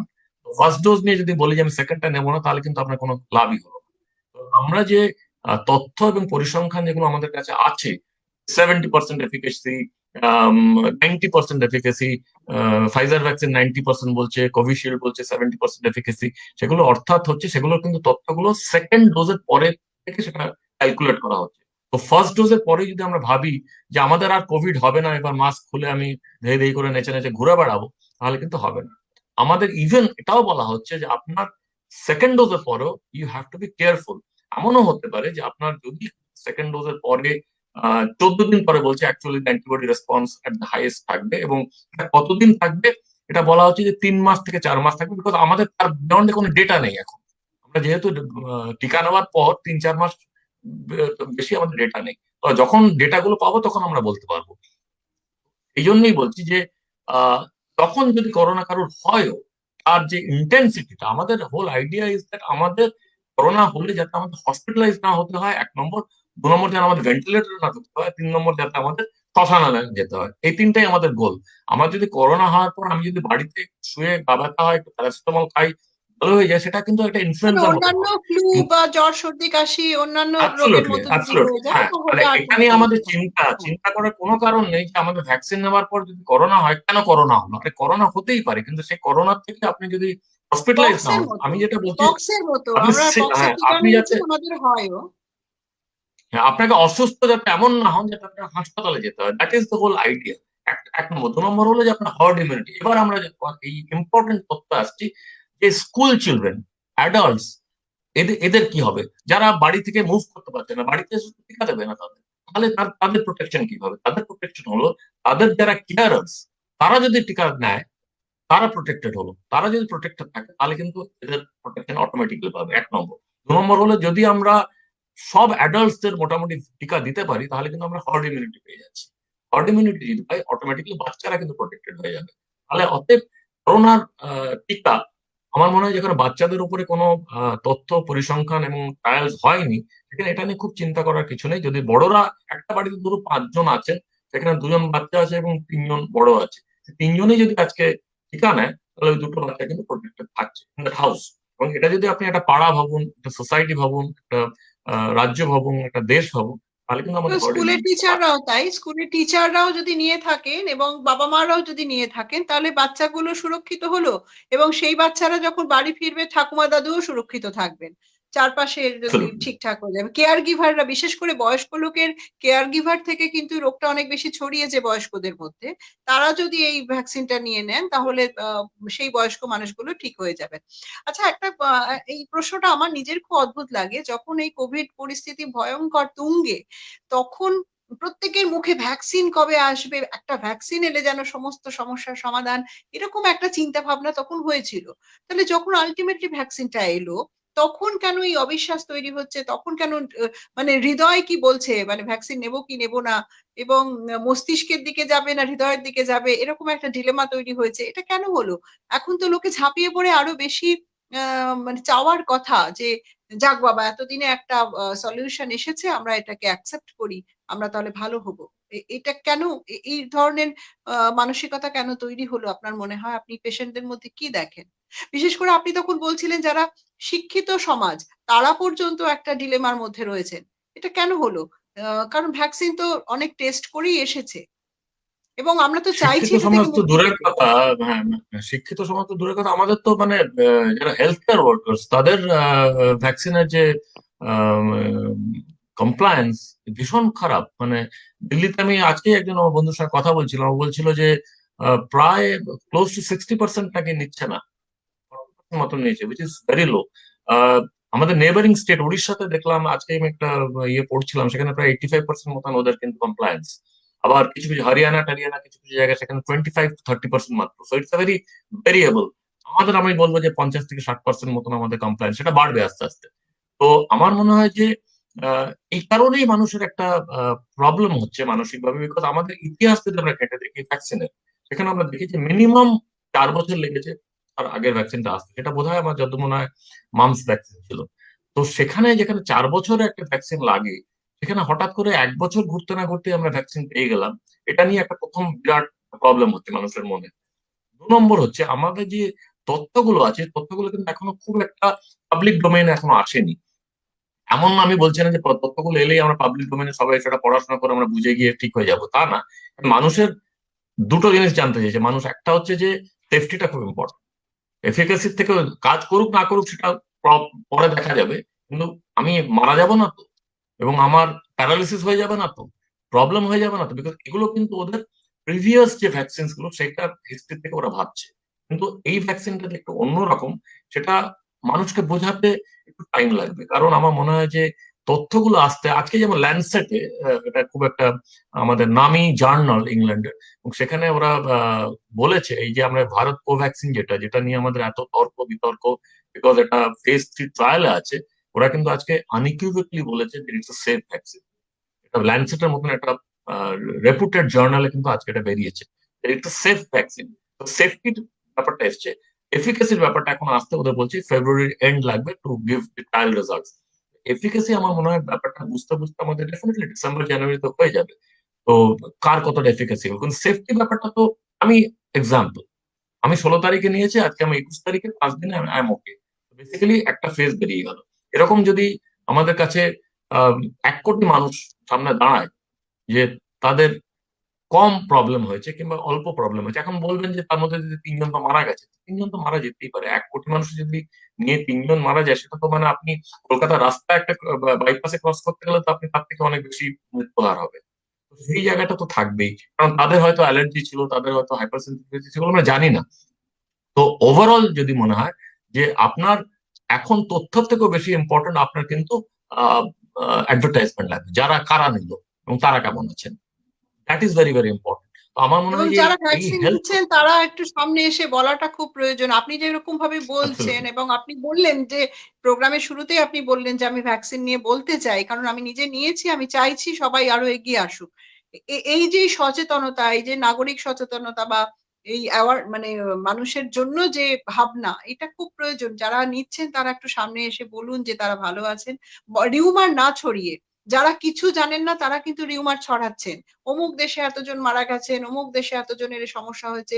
এই যে এই গল্পগুলো, গুজব অনেক বেশি ছড়াচ্ছে। আচ্ছা, একটা প্রশ্ন, আপনি ১ম প্রোগ্রামে মানে আমাদের সাথেই যখন কোভিড নিয়ে আমরা আলোচনা করেছিলাম, আপনি তখন বলেছিলেন যে হঠাৎ করে যে সংখ্যাটা আমরা জানতাম যে সম্ভবত মার্চ এপ্রিল নাগাদ যতগুলো সংখ্যা আমরা ভারতবর্ষে দেখেছিলাম যে কোভিড পেশেন্ট বলে ধরা পড়েছে, তার থেকে অনেক বেশি। কেননা কয়েক মাসের মধ্যে তাদের অনেকেরই একটা হার্ট ডিজিজ হওয়াতে বা হার্ট অ্যাটাক হওয়াতে তাদের টেস্ট করে দেখা গেছিল যে তাদের কোভিড অ্যান্টিবডি তাদের শরীরে পাওয়া গেছে। তাহলে কোভিড হওয়ার জন্য হার্টের অসুখের সম্ভাবনা অনেক বেড়ে গেছে। হার্টের অসুখ বাড়িয়ে দিয়েছে, বা হার্টকে কি মানে যারা সেরে গেছেন, যারা এখন ভালো আছেন, তাদের কি একটা মানে পার্মানেন্টলি কোনো ক্ষতি করে দিলে হার্টে? পার্মানেন্ট কিনা সেটা সময় বলবে, কিন্তু ডেফিনেটলি আমরা কিছু কিছু পেশেন্টস দেখছি যাদের ডিউরিং দ্য লকডাউন এবং তার পরবর্তীকালেও যে যাদের কোনো রিস্ক ফ্যাক্টর ছিল না, তাদের হঠাৎ হঠাৎ করে ইয়াং পেশেন্টদের হার্ট অ্যাটাক হচ্ছে। সেটা আমরা তখন দেখেছি, তাদের আবার কোভিড টেস্ট যখন করা গেছে তখন দেখা যাচ্ছে তারা কোভিড পজিটিভ। এখন এটা একটা কাকতালীয় নাকি এটার সঙ্গে একটা কোনো রিলেশনশিপ আছে, সেটা ধীরে ধীরে আমরা এখন এস্টাবলিশ করতে পারছি। কারণ আমরা জানি যে কোভিড যে ভাইরাসটা, ওটা একটা খালি লাংসে গিয়ে ওটা নিউমোনিয়া করছে তা নয়, এটা একটা ব্লাড ক্লটিং এর উপর একটা বিরাট ফ্যাক্টর আছে, এবং সেইটার জন্য হার্টের যে ধমনী গুলো সেখানে গিয়ে একটা বিরাট ঝামেলা তৈরি করছে এবং সেখান থেকে হার্ট অ্যাটাক তৈরি হচ্ছে। তো আমার মনে হয় যে ভ্যাকসিনস গুলো again will come in long way, because আপনার যদি কোভিড হয়ও, সেটা যদি সংক্রমণটা কম হয় এবং তার যদি এফেক্টটা কমে, সেটা কিন্তু হার্ট এবং লাংসকে কিন্তু প্রোটেক্ট করবে বেসিক্যালি। যেটা আপনার প্রশ্ন ছিল যে পার্মানেন্ট কিনা, সেটা আমরা জানি না, কিন্তু ডেফিনেটলি আমরা কিছু কিছু এফেক্টস দেখছি, সেগুলো আমরা মনে হচ্ছে যেন যেন সেটা কোভিড এর থেকে হয়তো হচ্ছে, বাট উই উইল ওভারকাম ইট। কারণ ভ্যাকসিন যখন একবার এসছে এবং ওটা যদি আমরা এফেক্টিভলি মানুষের কাছে পৌঁছে দিতে পারি, এবং চ্যালেঞ্জটা হচ্ছে কিন্তু যদি আপনি একটা ভ্যাকসিন দিতে পারতেন তাহলে কিন্তু চ্যালেঞ্জটা অনেক কম ছিল, I would say 10% of the problem হতো। কিন্তু যেহেতু ভ্যাকসিনটা দুটো ডোজ, লজিস্টিক্স কিন্তু হিউজ। কারণ আপনাকে কিন্তু মনে রাখতে হবে যে যে ভ্যাকসিনটা আপনি প্রথম নিয়েছেন সেই ভ্যাকসিনটাই আপনাকে সেকেন্ড বার নিতে হবে। আপনি যদি একবার কোভিশিল্ড নেন, আপনি সেকেন্ড ভ্যাকসিনটা কিন্তু কোভ্যাক্সিন নিতে পারবেন না। Basically that has to be Covishield. অর্থাৎ যে আপনাকে ভ্যাকসিন প্রোভাইড করছে, যে ফার্স্ট ভ্যাকসিন, সে যদি হঠাৎ হাত তুলে দেয় যে আমি আর পারছি না, তাহলে কিন্তু whole programme will fall flat. তাহলে যেটা ওরা করছে, ওরা যখন আমাকে ভ্যাকসিনটা দিচ্ছে, দে আর মেকিং শিওর আমার জন্য কিন্তু আরেকটা ভ্যাকসিনও আছে, then only they giving me the first vaccine. নাহলে পুরো বেসিক্যালি ব্যাপারটা সেভাবেই কমপ্লিট ওদের হচ্ছে না। কমপ্লিট হবে না। তো বেসিক্যালি দুটো ভ্যাকসিন নেওয়ার পরেই, মানে ফার্স্ট ডোজ সেকেন্ড ডোজটা নেওয়ার পরেই কিন্তু আপনার সুরক্ষাটা পাচ্ছেন। বেসিক্যালি 1.3 বিলিয়ন যদি আমরা ধরি, আমরা কতজনকে আমরা ভ্যাকসিনেট হয়তো করবো না, আমরা হয়তো ধরুন 50 কে ভ্যাকসিনেট করছি, তাহলে আমাদের কিন্তু 1 লাগছে into 2। তো that is a huge number, এবং লজিস্টিক্সটা কিন্তু বিরাট। এখন যেহেতু আমাদের ট্রেনিং সেন্টার বাড়ানো হচ্ছে এবং ভ্যাকসিনেশন সেন্টার গুলো কম, বিকজ আপনাকে জানতে হবে যে আমাদের যেমন 4 দিন আমরা ভ্যাকসিনেশন দিচ্ছি, সোমবার, মঙ্গলবার, বৃহস্পতিবার, শুক্রবার। লোকে হই হই করতে থাকে, কি হলো আর 3 দিন কেন দিচ্ছে না? আরে আর অন্য 3 দিন বাকি ভ্যাকসিনেশন গুলো দিতে হবে, কারণ অন্য ভ্যাকসিনেশন গুলো তো আটকে যাচ্ছে না হলে। তো সেগুলোকে তো আটকাতে পারা যাবে না, সেই ভ্যাকসিনেশন গুলোকে দিতে হবে যেগুলো রুটিন ভ্যাকসিনেশন বাচ্চাদের, সেগুলোকে দেওয়া হচ্ছে সেই দিনগুলোতে। তো বেসিক্যালি এই 4 দিনের মধ্যে আমাদের কম্প্রেস করে পুরো জিনিসটাকে শেষ করতে হচ্ছে। যেমন আমেরিকা ওরা বলেছে পার মান্থ ওরা 1 মিলিয়ন দেবে, দ্যাট ইজ গোল। তো এই যে ওরা কভারেজটা করবে, সেই যে এই কভারেজটাকে ওরা চেষ্টা করছে একটা হিউজ নাম্বারে নিয়ে যেতে। তো আমরাও আমাদের মনে হয় যে লজিস্টিক্স উইচ হ্যাভ, আর আমাদের সবথেকে অ্যাডভান্টেজ হলো আমাদের এখানে ম্যানুফ্যাকচারিংটা হচ্ছে, আমাদের অন্য দেশের উপর ডিপেন্ডেন্ট নই আমরা, তার সঙ্গে আমাদের এটা একটা খুব খুব ভালো বন্ধুত্বপূর্ণ কথা। থাকতে হবে না। তো হুম। সেই জন্য আমার মনে হয় this is the biggest advantage আমাদের দেশ থেকে এখন। আজকের দিনে অ্যাটলিস্ট আমার জানা 8 থেকে 10টা দেশ অলরেডি ওরা ভ্যাকসিন চেয়েছে, এবং আমরা সেই ভ্যাকসিন গুলো সেই দেশে দিচ্ছি। যেমন বাংলাদেশকে আমরা পাঠাচ্ছি, মায়ানমারকে পাঠাচ্ছি, শ্রীলঙ্কাকে পাঠাচ্ছি, ব্রাজিলে পাঠাচ্ছি, ইভেন পাকিস্তান নিয়েছে কোভিশিল্ড, ওরাও নিয়েছে এই ভ্যাকসিন। তো বেসিক্যালি তারপরে যেটা স্পুটনিক, যেটা রাশিয়ান ভ্যাকসিন, সেটাও চারিদিকে যাচ্ছে। মিডল ইস্টে যেমন সিনোভ্যাক, যেটা চাইনিজ ভ্যাকসিন, ওটাও গেছে। তো বেসিক্যালি ভ্যাকসিনের যে ব্যাপারটা সেটা একটা কান্ট্রি দিলে হবে না। First of all, this theory has to get into everybody's mind. If everybody is vaccinated, then only you are safe. Otherwise, you are not safe. Basically developed country যদি বলে যে আমি ভ্যাকসিন নিয়ে নিলাম এবার আমি সেফ, তারা একদমই সেফ হলো।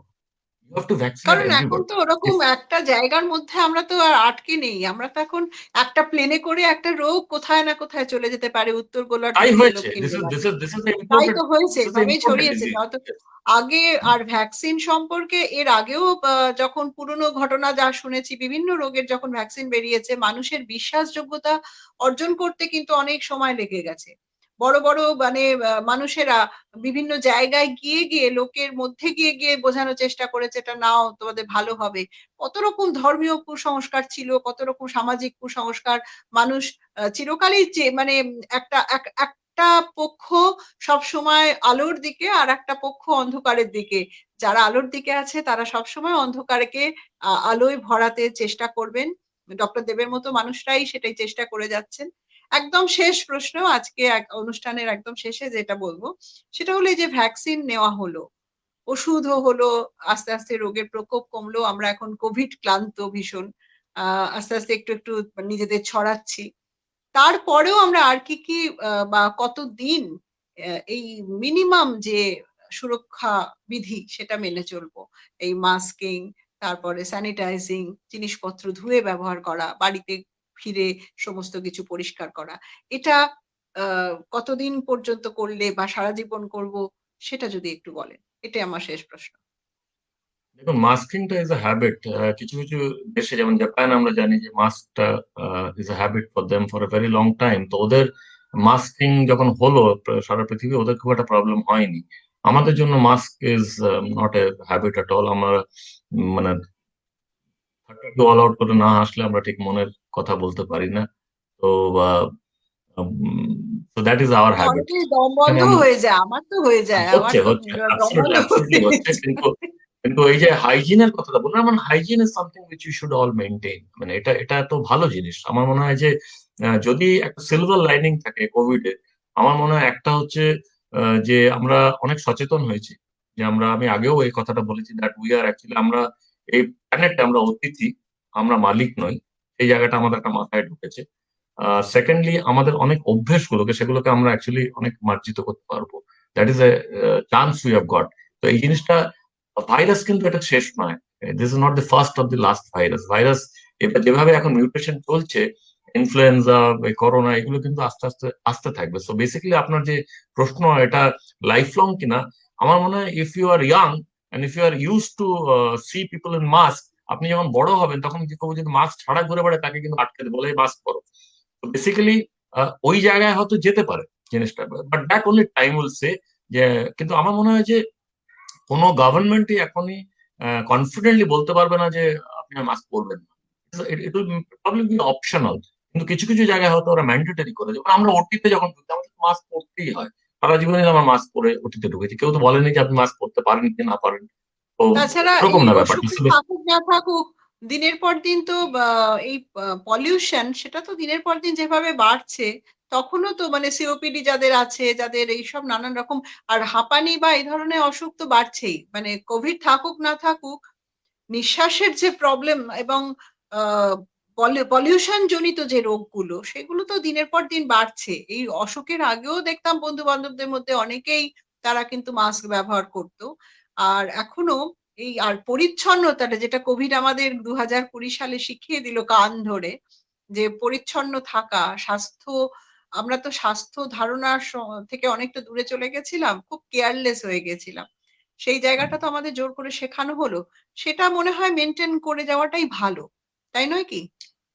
অ্যাবসোলিউটলি মানে এখানে এটা নিয়ে কোনো দ্বিমত নেই যে মানে আমরা যে সুযোগটা একটা পেয়েছি এবং পরের প্রজন্মকে এখন অ্যাকচুয়ালি অনেক বাচ্চারা এখন ইউজ টু হয়ে গেছে এই মাস্ক দেখে আর কি মানুষের মাস্ক পরছে এটা নিয়ে কোনো প্রশ্ন করছে না আমাদের কাছে হয়তো এটা একটা অদ্ভুত জিনিস ছিল কিন্তু আমার মনে হয় যারা এই এখন যারা জন্মাচ্ছে এবং তারা যখন বড় হবে আস্তে আস্তে যদি 4-5 বছর আমরা মাস্ক পরি তাহলে দেখবেন যে সবাই অভ্যস্ত হয়ে গেছে মাস্কে সাম কাইন্ড অফ এটা হয়তো ফ্যাশন স্টেটমেন্ট হতে পারে কেউ হয়তো বেগুনি পড়ছে কেউ হলুদ পড়ছে কেউ লাল পড়ছে so basically it might be a part of ইট আমরা যেরকম চশমা পরি এবং ডিফারেন্ট কাইন্ডস অফ ইয়ে পরি সেটা হয়তো mask would be a part of it yes definitely যেটা আমরা মিস করবো স্মাইল ওই জিনিসটা তো মিস করবো যদি কেউ মাস্ক পরে থাকে definitely we loose out I think 90% of the face আমি তো বাচ্চারা একজন কিন্তু খুব মানুষের পরিচ্ছন্নতা শিখে গেছে। বাচ্চারা কিন্তু হাতে স্যানিটাইজার দেওয়া বা হাত ধোয়া বা এই জুতো ছেড়ে আসা বা যেকোনো জায়গা আমি আমি দেখছি বাচ্চাদের মধ্যে কিন্তু অ্যাওয়ারনেসটা খুব ভালো ঢুকে গেছে। এটা একটা খুব ভালো পজিটিভ দিক।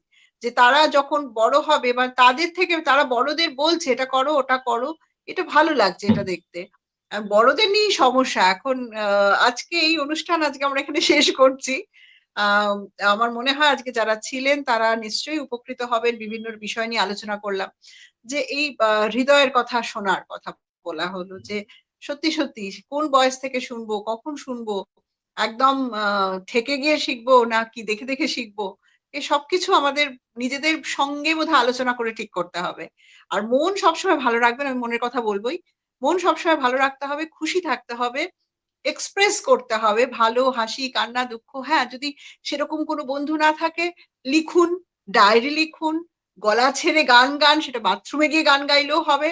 তাতেও কিন্তু মানুষ খুব ভালো। আমি নিজে দেখেছি হার্ট পেশেন্ট আ গান শিখতে শুরু করেছেন প্রায় ৬৫ বছরের পর মানে রিটায়ারমেন্ট এর পর এবং তিনি ভালো আছেন।